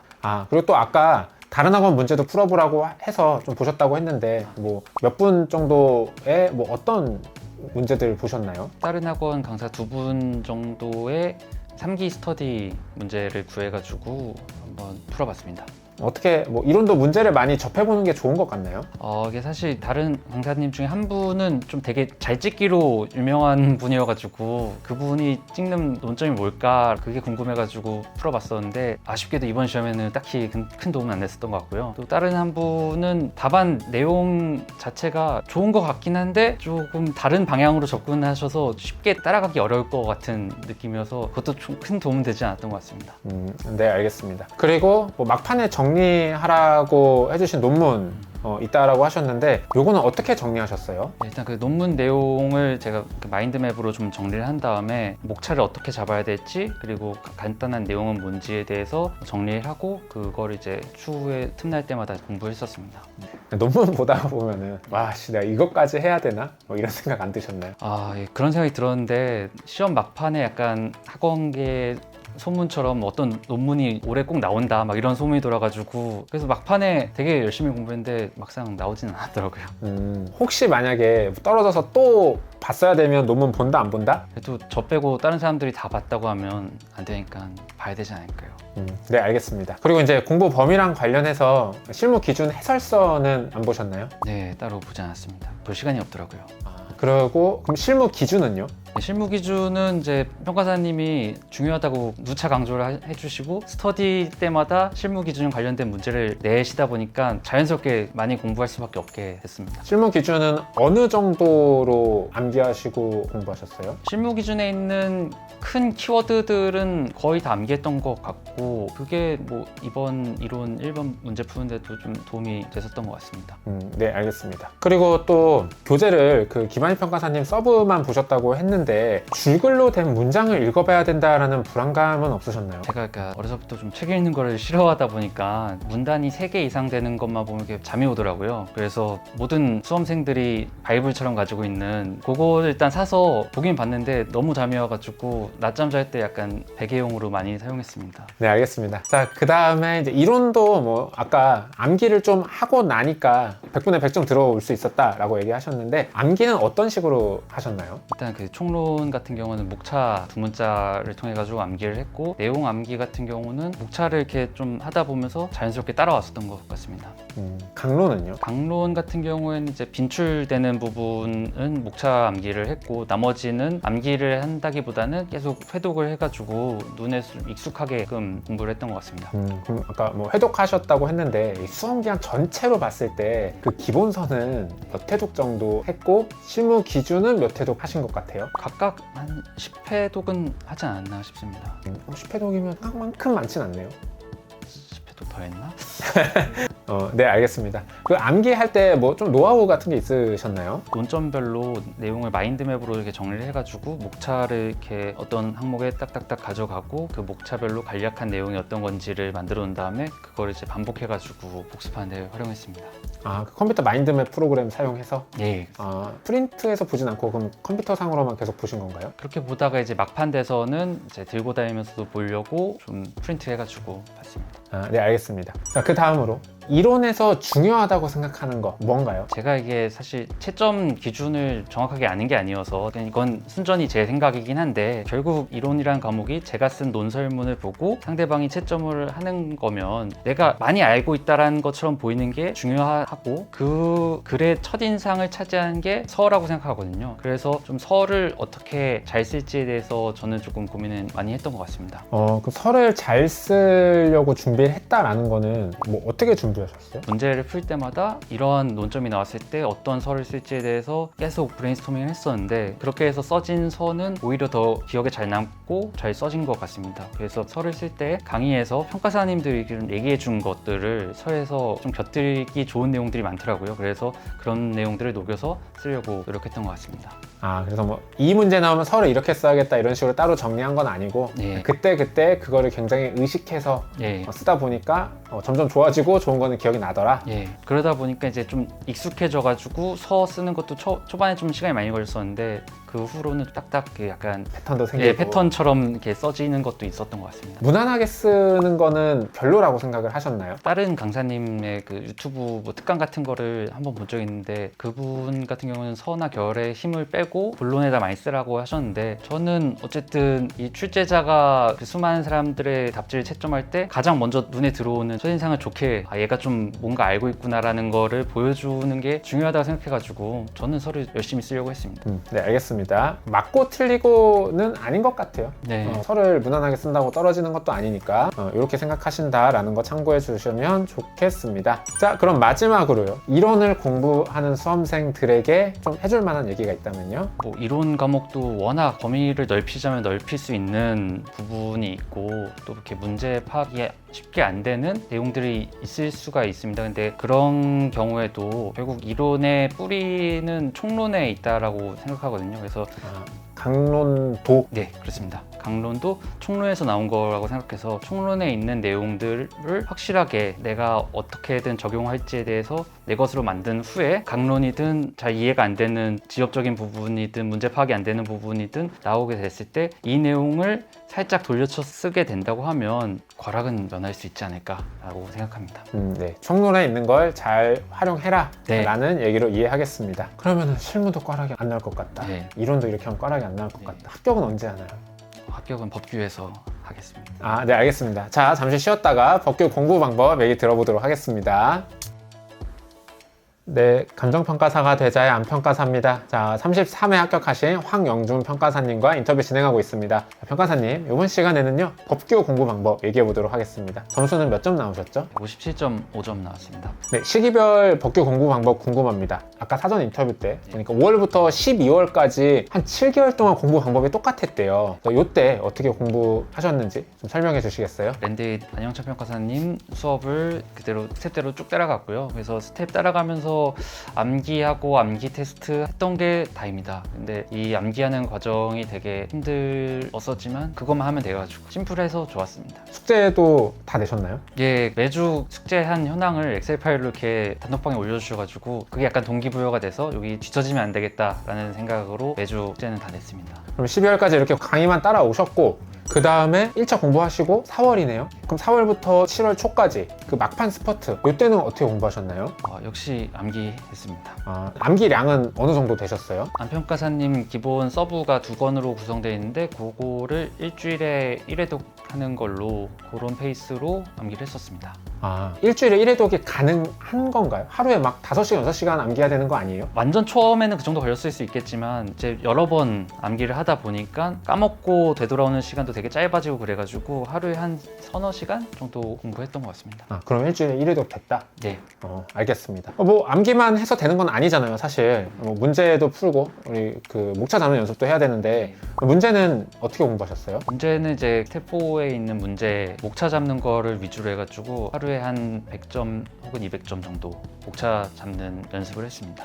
스텝4에서 했던 숙제를 어떻게 보면 다시 한번 반복 연습했다. 예. 그리고 주말에 스터디는 뭐 예. 하셨고 그러면은 실제 법규 답안을 작성하시는 거는 일주일에 한 번 스터디에서만 하시고 그리고 나머지에서는 그냥 목차만 100점, 200점 잡아봤다? 예. 네, 알겠습니다. 법규 공부하실 때 뭐 모든 본인들이 하는 얘기죠. 처음에 암기 너무 어렵다. 이거 이렇게 시간 많이 들어가는 게 맞냐? 평가사님은 어떠셨어요? 저도 아무래도 법 쪽의 비전공자이다 보니까 처음에는 진짜 무식하게 서브에 있는 내용 텍스트 형태로 다 외웠습니다. 그리고 이해가 안 되는 것도 그냥 다 외우려고 노력했습니다. 그럼 혹시 그 토시 하나까지 안 틀리게 그런 글자를 외운 거 아닌가요? 이 글자를 외운 거죠, 토시. 제가 그거 정말 하면 안 된다라고 하는데 어떻게 생각하시나요? 너무 이쪽이 처음인 세계이다 보니까 서브에 있는 내용들이 결국 다 법적인 용어들이고 걔는 법적인 말투죠. 네, 말투. 그런 거에 익숙해지려고 일부러 더 토치 하나 안 틀리고 외웠던 것 같습니다. 그래서 익숙해지고 난다 보니까 그 후에는 이제 핵심 키워드만 가지고 그런 용어들이 이제 딱딱딱 써지게끔 되는 효과가 있더라고요. 물론 그쵸. 그렇게 처음에는 이제 진짜 무식하게 외우면은 뭐 그런 표현들 약간 표현법이 살짝 고풍스럽잖아요. 네. 그런 것도 익숙해지면 이제 키워드만 외우면 된다는데 와 근데 너무 오래 걸리지 않아요? 하루에 몇 시간씩 암기하셨어요? 초반에는 좀 많이 진짜 힘들어가지고 3-4시간 이 정도는 잡았었던 것 같은데 그렇습니다. 근데 제 생각에 처음 외우시는데 3-4시간이면은 그 정도면 많이 걸리신 편은 아닌 것 같아요. 제가 이렇게 암기를 그래도 조금 잘하는 편이지 않았나라고 생각은 듭니다. 네, 알겠습니다. 자, 그 다음에 우리 법규에서는 또 이제 공부 범위, 그러니까 논점을 내가 얼마나 이제 구석구석 외우느냐 이런 거에 대한 얘기도 많이 하시는데 평가사님 뭐 보신 자료는 뭐뭐 있으신가요? 일단 그 안평가사님 교재인 서브를 중점적으로 봤고 그 법전도 보고 중간에 잠깐 타 강사님들 스터디 자료도 봤습니다. 근데 참고적으로 그건 본 거여가지고 참고적으로 봤다는 건 뭔가요? 다른 강사님들은 어떤 식으로 문제를 내는지를 한번 봤는데 보고 나서 제가 여태까지 공부했던 스타일보다는 살짝 과하지 않나 제가 감히 그런 생각을 해가지고 그냥 지금 하던 길로 쭉 가는 게 낫겠다라는 참고용으로 봤었습니다. 네, 알겠습니다. 근데 이제 법규를 공부하시면서 이 범위를 늘리고 싶어 하시는 이유는 이제 내가 법규를 좀 전략 과목으로 삼고 싶다. 그리고 평가사님도 사실 법규에서 고득점 받고 싶어 하셨고 그러다 보면은 이거 진짜 혹시라도 모르는 논점, 불이타 논점이 나와도 내가 다 맞춰야 된다 라고 생각하시면서 이게 범위를 쫙 넓히시는데 그런 생각은 안 하셨었나요? 수석이 꿈이었으면 그렇게 했겠지만 저는 어쨌든 법규가 고득점이라고 하더라도 평가사님 서브만 공부해가지고 한 보수가 55점으로 보고 운이 좋으면 한 60점대 중반 정도까지를 목표로 했기 때문에 더 늘려야 되겠다는 생각은 하진 않았습니다. 네, 그 전에 이제 60점 중반 받으신 분들이 많았어서 그렇게 생각하셨군요. 알겠습니다. 평가사님 요 57.5점 왜 나온 것 같으세요? 제가 일단 1-1은 논점을 완전히 틀렸는데 그 외 부분에서는 서브에서 공부한 것들이 다 나와서 그 서브 공부를 많이 했고 그 내용을 충실하게 발랐더니 그 정도 점수가 나오지 않았나 싶습니다. 네, 알겠습니다. 자, 법전도 자주 보셨다라고 했는데 법전은 어떻게 공부하셨나요? 법전은 토지보상법 위주로 봤는데 토지보상법은 이렇게 기본 강의 때 평가사님이 조 제목이랑 항 같은 거는 외우는 게 좋다라고 해서 그때 외우라고 이렇게 테스트도 내주시고 그래서 그때 위주로 봤고 그 후에는 공부할 때 한 주 2-3회 정도 공부 시작 전에 토지보상법 위주로 한번 회독하는 식으로 해서 공부를 시작했습니다. 아, 그럼 수험 기간 내내 공부 시작 전에 토지보상법 읽고 시작하신 건가요? 일단 제가 법규 공부를 하는 기간 동안은 그렇게 했습니다. 아, 꽤 열심히 보셨네요. 그럼 토지보상법만 보고 공시법이나 감정평가법은요? 그것도 봐볼까 했는데 제 답안에 써내려가기에 굳이 그 공시법이나 감정평가법은 내용이 크게 도움이 되진 않을 것 같다라고 생각해서 그냥 보진 않았습니다. 무슨 느낌인지는 알겠습니다. 자, 그리고 뭐 다른 법, 행정절차법, 행정소송법 이런 것들은요? 그것들은 이제 서브에 있는 내용들 관련된 조문만 발췌해가지고 좀 익숙하게 해두려고 막판에 조금 봤습니다. 아, 그럼 법전을 뭐 토지보상법 정도만 좀 이렇게 읽어보는 정도로 하셨다고 했는데 달달달 외워야 되겠다 뭐 이런 생각을 하진 않으셨어요? 네, 일단 안 그래도 외워야 될 게 많은데 서브에 있는 내용만 외워도 답안 쓰는 데는 무리가 없을 거라고 생각해가지고 그렇게 하진 않았습니다. 알겠습니다. 그리고 저는 이제 법전을 이제 읽으라고도 하고 흐름도 설명을 해드리는 이유가 법전을 안 보면은 이 서브 딱 이 조각만 외워서는 문제를 조금 다각도로 해석하고 접근하는데 불리하다라고 저는 생각해서 뭐 항상 좀 법전을 좀 자주 읽으셔라 얘기를 하는데 그 어떻게 생각하세요? 토지보상법 같은 경우에는 이제 법 구성의 흐름이나 이런 게 서브 내용을 이해하는데 좀 도움이 분명히 된다라고 생각하는데 사실 이거를 안 봤다고 해가지고 무조건 불합격이 되고 이렇게 필수적인 거라고 생각하진 않습니다. 네, 그렇게 생각하신다고 합니다. 그 다음으로 이제 법규에서 암기를 내가 조금 잘한다라고 얘기를 하셨는데 암기를 잘할 수 있는 노하우가 있나요? 핵심 키워드 부분만은 좀 확실하게 외우고 간다라는 생각으로 암기를 하는 게 낫지 않나 싶습니다. 이게 제가 아까 문장을 통으로 다 외웠다고 하는데 결국 그 문장에서도 중요한 핵심 키워드는 암기를 하고 있으면 나중에 그거 리마인드 하는데도 그거를 통해 가지고 나머지를 조합을 할 수 있는 거라고 생각해서 핵심 키워드 위주로 암기를 하는 게 더 오래 남고 좋지 않나 싶습니다. 네, 알겠습니다. 법규 공부를 하는 데 있어서 중요하다고 생각하는 포인트가 있으신가요? 저는 암기라고 생각합니다.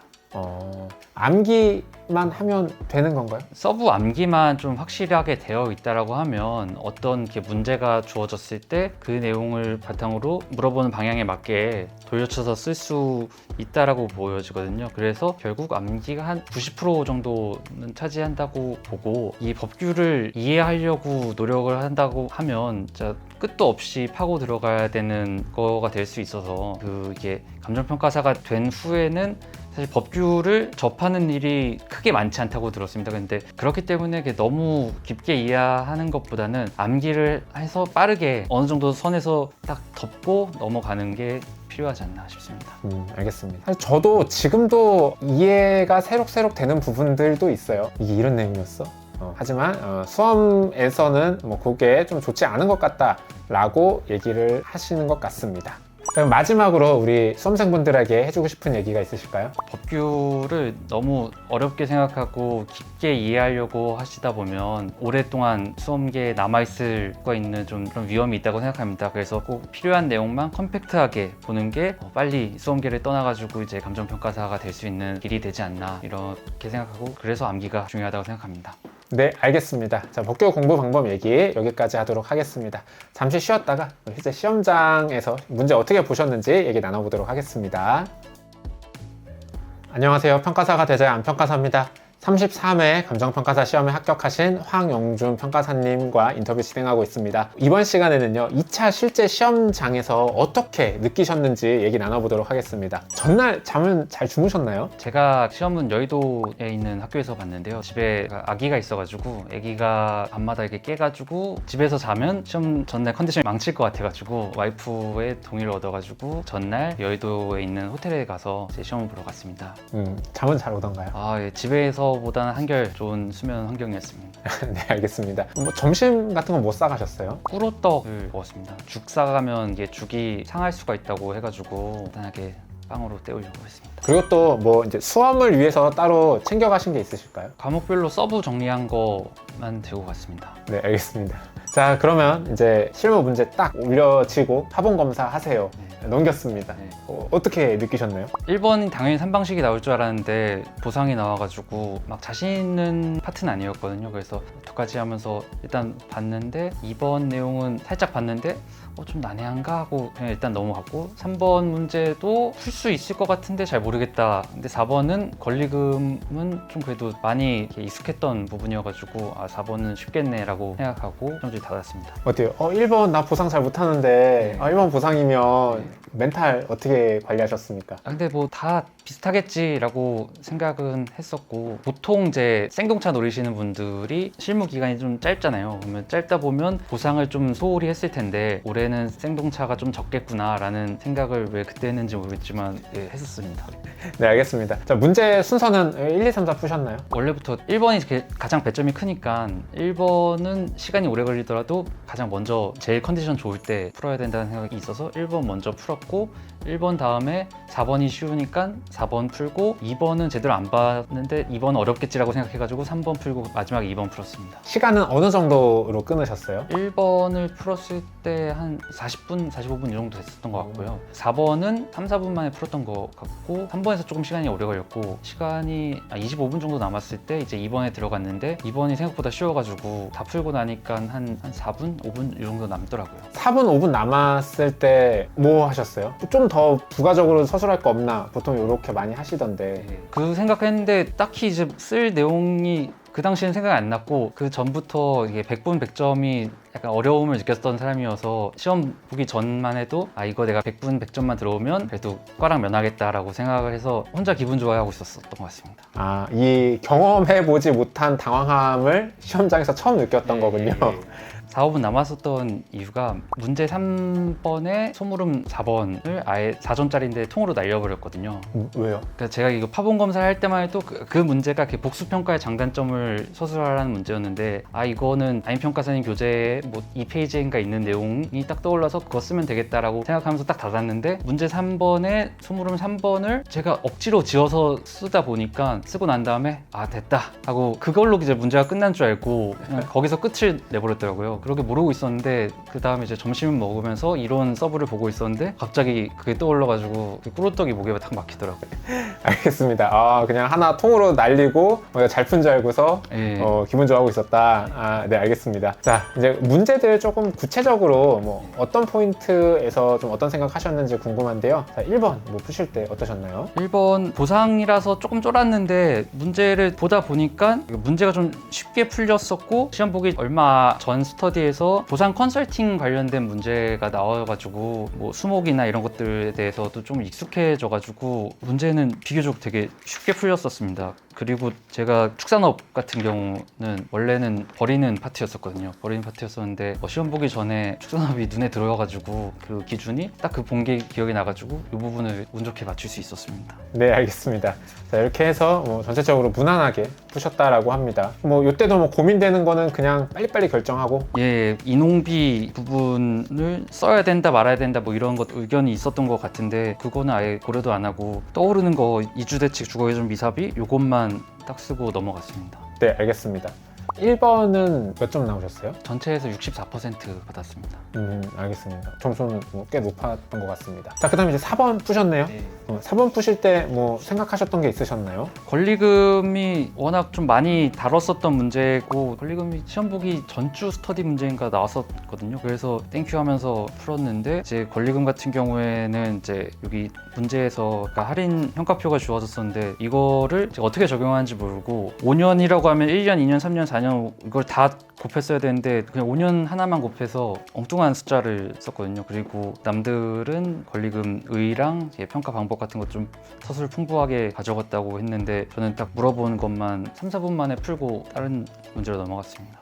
그래서 4번은 얼마나 득점하셨죠? 50% 득점했습니다. 네, 알겠습니다. 3번. 3번은 이제 장기 임차권이 배우긴 배웠었는데 약간 익숙하지 않았어가지고 그래도 한번 풀어보자 했는데 사례 선정하거나 이런 거 크게 어려움이 없었던 것 같습니다. 근데 이제 거래 사례랑 현재 기준 시점이 되게 커가지고 개별 요인에서 반영을 하는 게 있었던 것 같은데 그거를 아예 안 했었고 그 물음 3번을 여기서 좀 서술을 많이 썼었거든요. 이걸 많이 쓰다 보니까 복수평가 장단점은 아예 하얗게 잊고 있었습니다. 알겠습니다. 자, 3번 같은 경우는 몇 퍼센트 득점하셨어요? 52.5% 득점했습니다.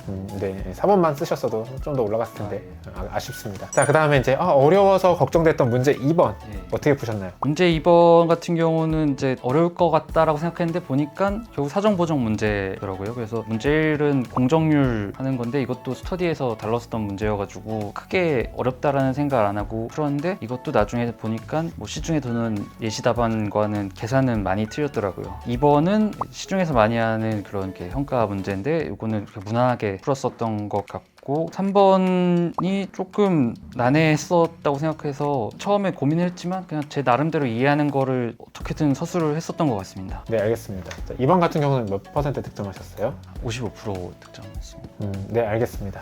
이렇게 보셨다고 하고 뭐 전체적으로 57점이 나올 수 있었던 포인트는 뭐라고 생각하시나요? 1번에서 관련 근거가 되는 시행규칙 부분을 좀 빠짐없이 썼던 게 도움이 되지 않았나 싶습니다. 네, 알겠습니다. 자, 실무는 이렇게 푸셨다라고 합니다. 자, 그리고 나서 이제 점심 드시고 점심 먹는데 문제 하나 안 푼 게 기억나서 목에 턱 걸렸다.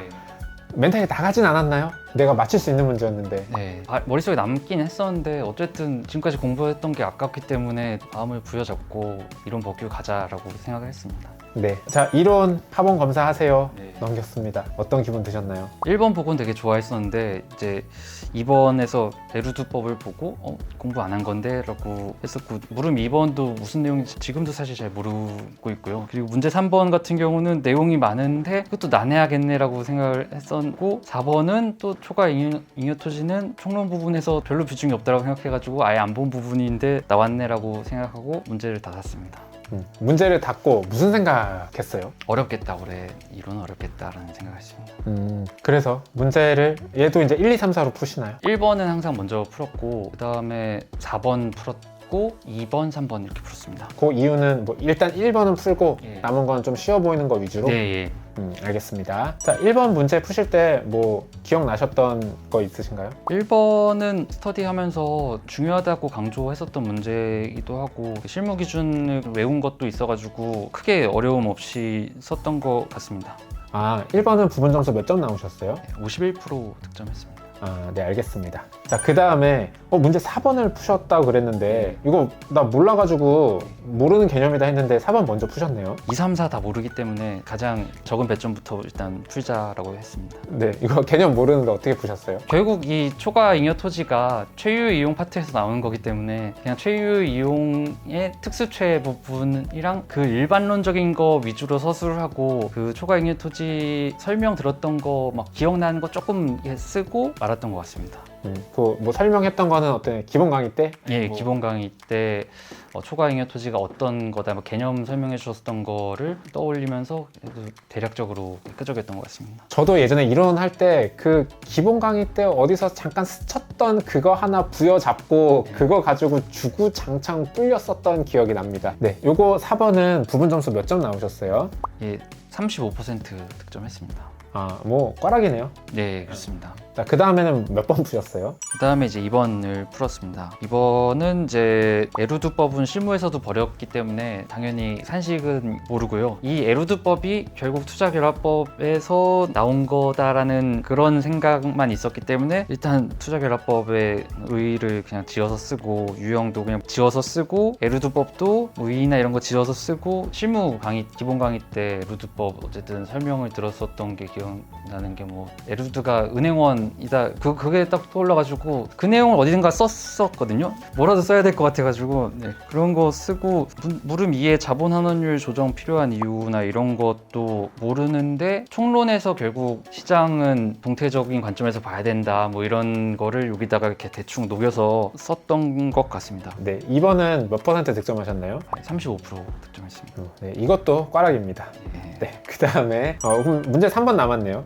이거는 어떻게 푸셨어요? 이 3번은 무슨 문제일까를 한참 봤거든요. 그래서 계속 들여다보면 답이 안 나올 것 같아가지고 일단 시장 자료가 뭔지 좀 불명확하기 때문에 시장 자료를 그냥 사례 자료로 보고 서술하겠다라고 한 다음에 이거 비교 방식에 의해서 평가 방법을 물음 1에 썼고요. 그래서 물음 2는 비교 방식 외에 원가랑 수익 방식, CVM 요거에 대해서 썼습니다. 마지막에 그냥 펜 가는 대로 썼던 것 같아요. 요거는 부분 점수 몇 점 나오셨나요?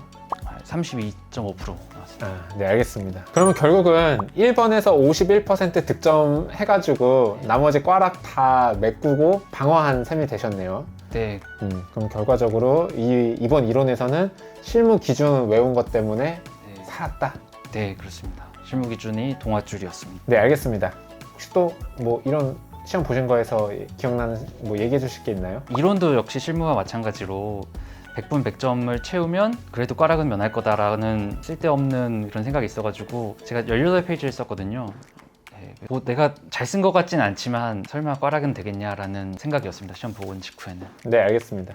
근데 사실 이렇게 강론이 많이 나오면 요거는 이제 총론처럼 지어서 써서는 답이 안 나오니까 꽈락이 실제로는 좀 많이 나오는 것 같습니다. 네. 자, 그리고 이론까지 보고 났을 때는 지금 뭐 실무도 이미 문제 하나 놓쳐가지고 기분이 안 좋은데 이론도 뭐 명가락일 거다.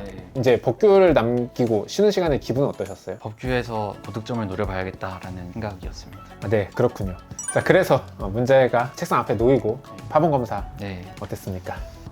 1-1을 봤을 때 처음 보는 내용이고 전혀 감을 못 잡아가지고 뭐지 하면서 그냥 이제 1-2로 넘어갔는데 이거는 쉬운 내용이다. 3번도 이것도 서브에서 공부한 내용 그대로 나와서 오케이 했고 2번 같은 경우도 이것도 쉬운 내용이다. 내심 안심했고 3번도 크게 어려운 내용 같지 않은데 라는 생각이 들었고 4번은 오 땡큐 하면서 문제지를 받았습니다. 그럼 1-1번 말고는 딱히 뭐 어렵진 않았다. 네, 워낙 그 서브에서 많이 다뤘었던 내용들이어가지고 그 내용만 충실히 바르면 되지 않을까라는 생각이었습니다. 그러면 1-1번이 문제였는데 여기 시간 얼마나 쓰셨는지랑 이거 어떻게 접근했는지 궁금합니다. 네, 1-1에서 거의 한 10분을 혼자 막 처음에는 이게 절차하자 이것도 생각했다가 하자승계인가 생각했다가 하자승계도 아닌데 하면서 갑자기 행정행위에 재취소하면 원행정행위가 소생하는지 그 논점이 떠올라가지고 그건가 하고 목차도 안 잡고 그냥 그 논점을 썼거든요. 그 생각이 들었을 때가 이미 한 20분 조금 넘는 상태여가지고 이거 평소보다 목차를 좀 너무 길게 잡았네 어떡하지 하면서 문제 일단 써내려갔던 것 같습니다. 네, 알겠습니다. 1-1번은 제가 본 답안 중에 가장 창의력 넘치는 답안이었던 것 같습니다. 1-1번은 제가 보기에는 이제 논점을 정확히 맞추신 분들도 있고 이제 그분들은 70% 넘게 득점하신 것 같고 그 다음에 이제 논점을 못 잡으셨다 하더라도 요거를 어쨌든 출제자가 물어본 거에 맞게 효력이 발생한 경우 그렇지 않은 경우 이렇게 목차를 나눠서 잡으신 분들은 그래도 꽤 상위 점수 받으신 것 같더라고요. 왜냐면은 보면은 어차피 논점을 틀렸기 때문에 그런 경우와 그렇지 않은 경우에 엉뚱한 내용이 들어가 있었지만 이 출제자가 의도한 대로만 일단 써주려고 노력해도 워낙 논점 맞춘 사람이 없으니까 점수를 꽤 괜찮게 준 것 같더라고요. 궁금한데 이게 발생한 경우랑 발생하지 않은 경우 뭐 썼는지 기억나세요? 지금 기억은 안 나는데 시험 직후에 막 줌으로 평가사님한테 여쭤보고 그랬을 때 설명해 주셨던 얘기를 들어보면 제가 결론은 맞게 쓴 것 같다라는 생각입니다.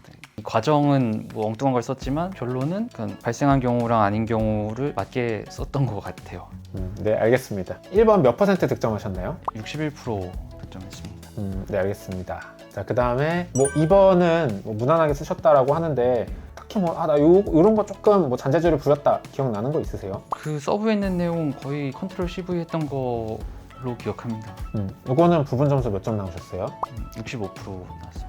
네, 알겠습니다. 자, 그 다음에 문제 3번 같은 경우는 어떻게 푸셨어요? 일단 요거는 청문이 메인 논점인 걸로 보고 청문에서 절차자의 독자적 위법성으로 그렇게 해서 풀었는데 점수가 되게 안 나온 걸 보면 좀 이 자격 취소 부분에 대해서 너무 서술을 안 해서 그런 게 아닐까 싶습니다. 그리고 3번 같은 경우에는 제가 1-1에서 너무 시간을 오래 빼다 보니까 배점을 한 14점, 15점 이 정도밖에 안 썼거든요. 그래서 그런 것도 좀 영향이 있었던 것 같습니다. 부분 점수 몇 점 나오셨나요?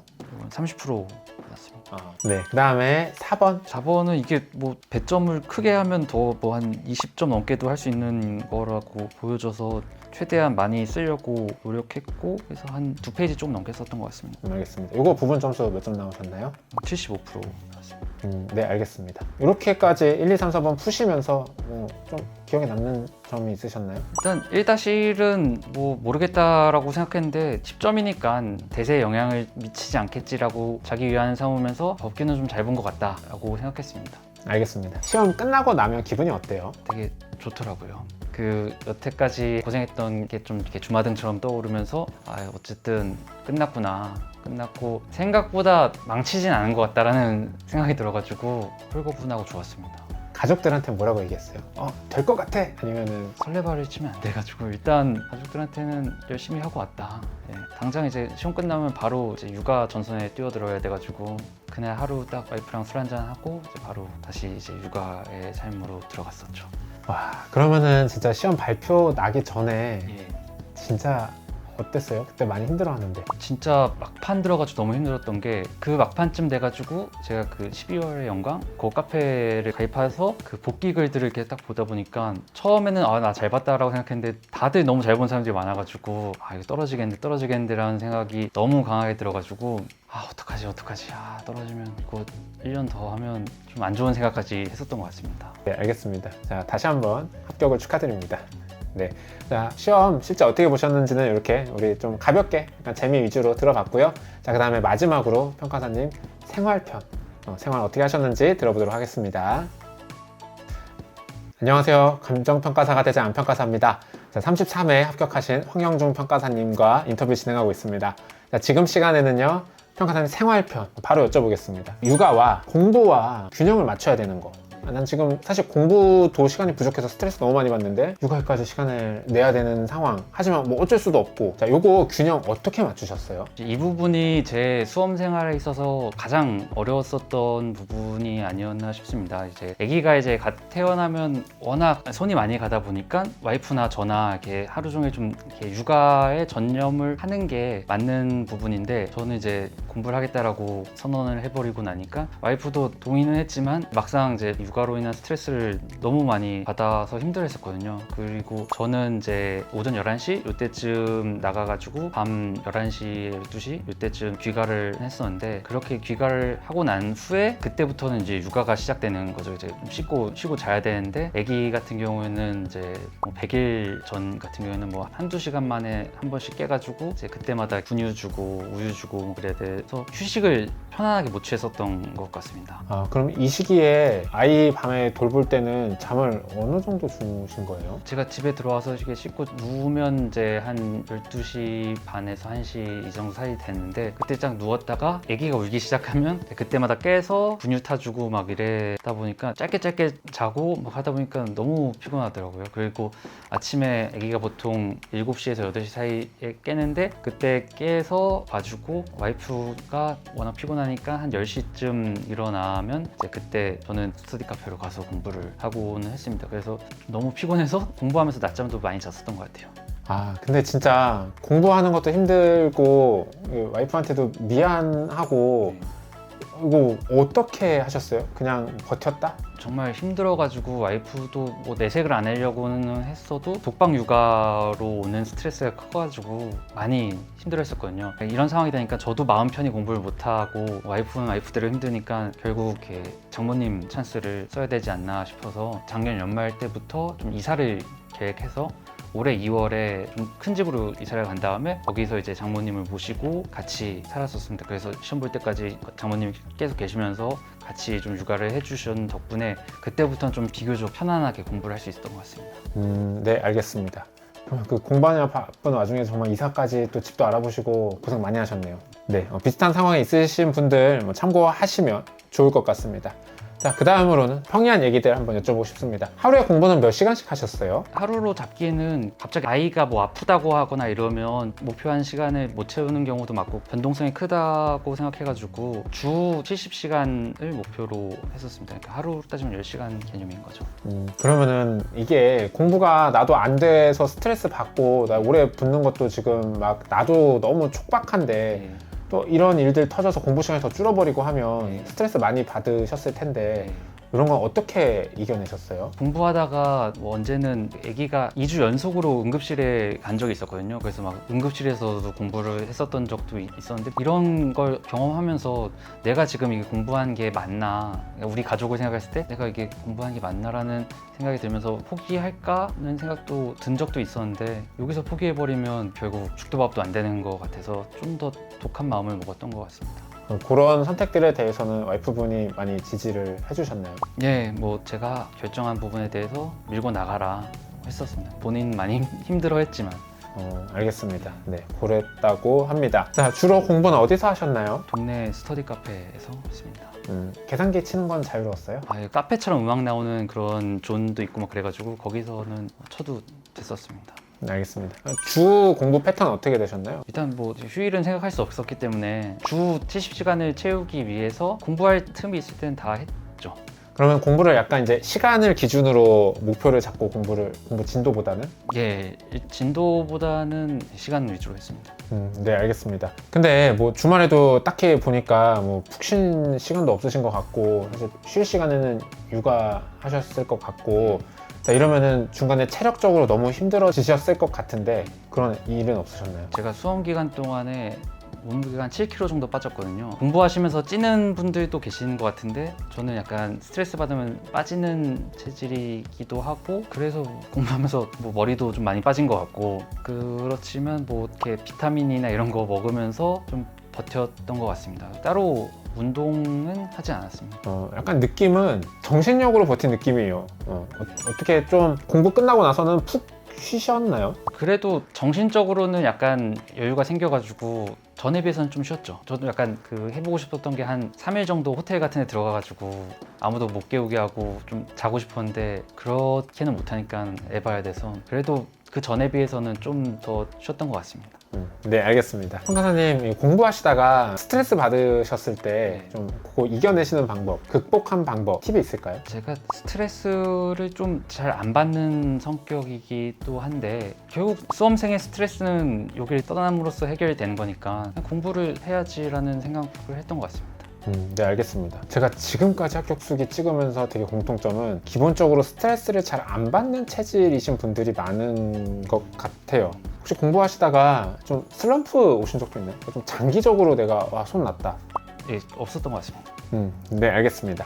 그리고 평가사님 이제 개별 스터디는 따로 안 하셨는데 뭐 개별 스터디를 이제 사람들이 주변에 많이 하잖아요. 네. 뭐 필요 없다라고 생각하셨나요? 저는 약간 성격이 사람들이랑 같이 으쌰으쌰 하면서 하는 걸 좋아하는 성격이거든요. 그래서 공부하면서는 혼자 이렇게 노트북 보면서 나 자신과의 싸움을 한다라는 게 너무 막 답답해가지고 같이 고생하고 있는 러닝메이트들을 구해가지고 같이 으쌰으쌰 해가지고 성과를 내고 싶다라는 생각이 들었는데 제가 아무래도 애기 아빠고 하다 보니까 시간도 좀 같이 맞추기로 한 것도 있으면 그걸 지켜야 되는데 그런 거를 못 지켜서 결국 다른 스터디원들한테 폐해가 될 것 같아가지고 그냥 혼자 공부할 수밖에 없겠다라고 생각했습니다. 제 생각에는 아무리 그래도 이거 해야지만 공부를 더 잘할 것 같다라고 했으면 또 어떻게든 하셨을 수도 있었을 것 같은데 네. 뭐 그렇게까지 필요를 느끼신 건 아니었다고 봐도 될까요? 꼭 필요한 건 아니지만 도움은 될 것 같다라고 생각을 했고 제가 그 랜드잇 실강 스터디를 하면서 약간 기대했던 부분도 저희 동네에서는 감정평가사 수험생을 만날 수가 없는데 실강에 나가면 만날 수 있어서 거기서 어떻게 좀 구성을 해서 해볼까라는 생각을 했지만 제가 동차하다 보니까 본격적으로 진입한 시기가 1차 끝나고 다 보니 그때는 이미 실강 스터디 듣는 분들끼리 이렇게 3, 3, 5 좀 뿌려져 있는 상태인 것 같아서 거기에 제가 좀 뒤늦게 끼어드는 게 조금 아닌 것 같아서 혼자 했습니다. 네, 알겠습니다. 자, 평가사님의 눈물겨운 생활편 얘기는 여기까지 들어보도록 하겠습니다. 자, 평가사님 마지막으로 촬영하시면서 소감 한번 들어보도록 하겠습니다. 제 소감부터 말씀드리면 저는 평가사님이 왜 이론을 그렇게 시간 안 들이고도 잘 하셨는지 알 것 같은 느낌이 들어요. 이게 말하는 것과 쓰는 거는 저는 비슷하게 간다라고 생각을 하거든요. 근데 이렇게 제가 어떤 질문을 던졌을 때 우리가 정리해둔 그런 뭐 사전 인터뷰의 키워드를 살짝 보시고 말을 거의 뭐 그대로 복원을 하시더라고요. 그래서 이런 걸 보면서 와, 이 키워드만 가지고 문장을 구성해내는 게 되게 매끄럽다 라는 생각을 하면서 역시 이론 잘하는 사람이구만 이런 생각을 했습니다. 41점입니다. 네, 알겠습니다. 자, 평가사님 소감은 어떠셨어요? 저도 긴 기간은 아니었지만 어쨌든 제 인생에서 가장 힘들게 공부했었던 기간을 다시 돌이켜보는 시간이어서 좀 뜻깊었던 시간인 것 같고, 제가 뭐 조금 운이 좋게 이번에 합격을 한 거지만 이렇게 이 영상을 보시는 다른 이제 수험생분들도 도움이 돼가지고 빠르게 합격을 하셨으면 좋겠습니다. 이렇게 제가 합격을 하고 취업을 하면서 느꼈던 게, 특히 저 같은 좀 나이 많은 사람들 같은 경우에는 수험 기간은 무조건 짧아야 된다고 생각하는 게요, 결국 이 수험 기간이 우리 인생에 있어서 그 경력 단절의 기간인데, 그 경력 단절 기간이 길어지면 어느 조직에서든 경력 단절 기간이 긴 사람은 선호하지 않을 거라고 생각합니다. 그래서 이번에 제가 입사한 법인 같은 경우도 지금 5명 중에 4명이 다 2년차 이하이고, 뭐 생동차도 한 분 계시고요. 그런 생각까지 하면서, 그러니까 단순히 빨리 합격하는 게 향후 취업까지에도 도움이 될 수 있다라는 생각을 가지고, 독한 마음을 가지고 공부를 하신다고 하면 더 좋은 결과가 있지 않을까라는 생각을 합니다. 네, 알겠습니다. 혹시 평가사님한테 뭐 질문하고 싶으면 어떻게 해야 될까요? 이메일 주소를 여기 나오나요? 네. 이메일을 저한테 보내주시면 제가 답변해 드릴 수 있는 선에서 최대한 성심성의껏 답변해 드리도록 하겠습니다. 저희가 이제 좀 열심히 하다 보니 늦게까지 찍게 돼서 뒷부분은 제가 보기에는 좀 버벅이는 것처럼 느껴지셨을 수 있겠지만, 저도 지금 버벅이고 있죠. 있겠지만 이해해 주시고 이쁘게 봐주셨으면 좋겠습니다. 평가사님 늦은 시간까지 고생 많이 하셨습니다. 자, 여기까지 하도록 하겠습니다. 감사합니다. 네, 안녕하세요. 감정평가사가 대자의 안평가사입니다. 자, 33회 합격하신 황영중 평가사님과 인터뷰 진행하고 있습니다. 자, 요번 편은 이제 좀 번외편으로 저희 랜드잇 올패스 들으셨기 때문에 랜드잇 올패스 들으시는 분들을 위한 좀 조언, 이런 것들 해주시는 시간을 마련했습니다. 평가사님 생각하기에 최 평가사님 강의의 특징, 이런 건 좋으니까 좀 살리고, 이런 거는 강조를 안 해주시니까 좀 스스로 챙겨라 하는 부분이 있을까요? 일단 그 양치기 관련된 부분은 앞에 제가 언급을 해드렸기 때문에 그 부분을 참고하면 좋을 것 같고요. 일단 최 평가사님은 교재가 조금 다른 강사님 교재들에 비해 좀 훌륭하다라고 생각합니다. 사실 다른 평가사님들의 교재를 제가 실제로 본 적은 없지만 좀 텍스트 위주의 내용이다라는 거를 들었거든요. 근데 최 평가사님은 도식을 통해 가지고 이해하기 쉽게 구성을 하셔가지고 줄글로 된 걸 본 것보다 훨씬 더 이해와 향후에 기억에 남는 것도 도움이 되기 때문에 그런 점이 참 좋았던 것 같습니다. 네, 최 평가사님 교재 좋은 거는 정말 저도 여러 번 얘기를 들은 것 같습니다. 그래서 그 교재를 좀 어떻게 활용하면 좋을까요? 워낙 이해하기 쉽게 구성이 되어 있기 때문에 그러니까 오래 암기하기 좋으니까 내 것으로 만드는 게 필요하다고 생각합니다. 내 것으로 만든다는 거는 그거를 하고 언제 어디서든 자유롭게 활용할 수 있는 경지에 오르라는 얘기일까요? 네, 그렇습니다. 네, 알겠습니다. 자, 그러면은 저 궁금한 거, 교재를 막 반복하면서 보면서 이걸 내 것으로 만드는 게 더 중요한지, 문제풀이를 좀 더 많이 해서 100분에 100점 푸는 게 더 중요한지, 뭐가 더 중요한가요? 먼저 내 것으로 만든 후에 문제를 풀어야지 그 문제 푸는 게 더 의미가 있어질 거라고 생각합니다. 먼저 내 것으로 만든 다음에 그걸 바탕으로 문제를 풀면 더 내 것이 되겠죠?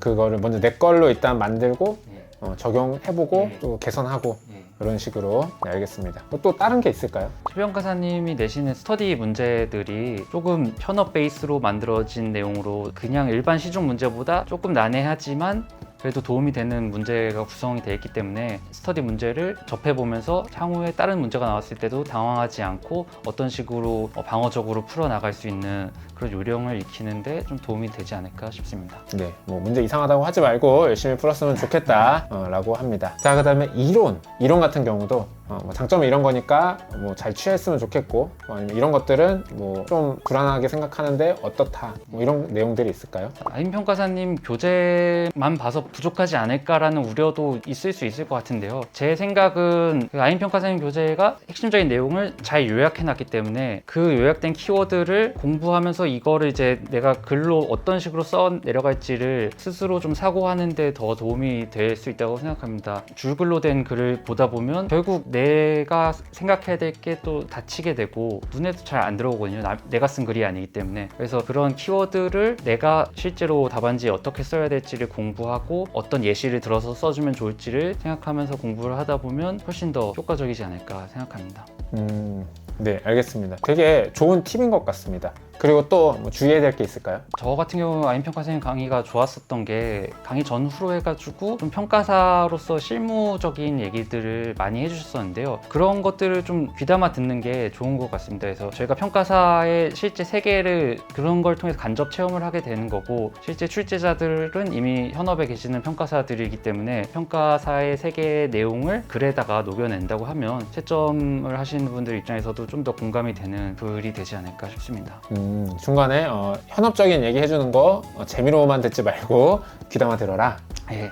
네, 알겠습니다. 그리고 또 뭐 다른 내용이 있을까요? 또 다른 강점은 일단 다른 스터디에 비해서 평가사님이 직접 첨삭을 해주시기 때문에 이 첨삭의 퀄리티가 비교가 안 된다고 생각하는 게, 다른 학원에서 뭐 채점 팀장들이 하는 것은 진짜 그냥 주어진 모범 답안을 맞게 썼냐 아니냐 이런 정도 수준인 것 같은데, 아임 평가사님은 어차피 이게 정답이 없는 시험을 보는 평가사의 입장으로서 어떻게 잘 이해하고 쓰는지에 대한 관점으로 보시는 거기 때문에 첨삭의 퀄리티가 좋은 거를 좀 적극 활용했으면 좋겠고, 첨삭에서 지적한 내용을 다음번에는 어떻게 고쳐서 나갈지에 대해서 고민하면서 글을 썼으면 좋겠습니다. 네, 알겠습니다. 법규 얘기해 보겠습니다. 자, 랜드잇 법규 들으시는 분들한테 이런 것들은 중요하니까 뭐 잘 따라하고, 뭐 이런 것들은 스스로 좀 보완하고, 뭐 이렇게 얘기해 주실 부분이 있을까요? 저 시리법 세 과목 중에서 사실 공부하면서 가장 시행착오나 방향성에 대한 고민이 가장 적었던 과목이 법규였거든요. 근데 안평가사님의 암기를 중요시하고 핵심적인 내용 위주로 하고 좀 불필요한 부분에 대해서는 버리고 넘어갈 수 있는 그런 내용들이 저한테 딱 맞았다라고 생각하고, 그렇기 때문에 단기간에 높진 않더라도 낮지 않은 점수를 받을 수 있는데 도움이 됐다고 생각합니다. 그래서 괜히 이제 현재 이 선택이 불안해가지고 이 자료 보고 저 자료 보고 하는 거는 결국 수험 기간을 더 늘리게 되는 좀 안 좋은 선택이 될 수 있기 때문에, 여러분들이 어쨌든 랜드잇을 선택하고 수강을 하신 지금 시점에서는 뚝심 있게 안평가사님 믿고 묵묵하게 암기하면서 따라가다 보면 좋은 결과가 있을 거라고 생각합니다. 네, 알겠습니다. 정말 고생 많이 하셨습니다. 여기까지 하겠습니다. 감사합니다.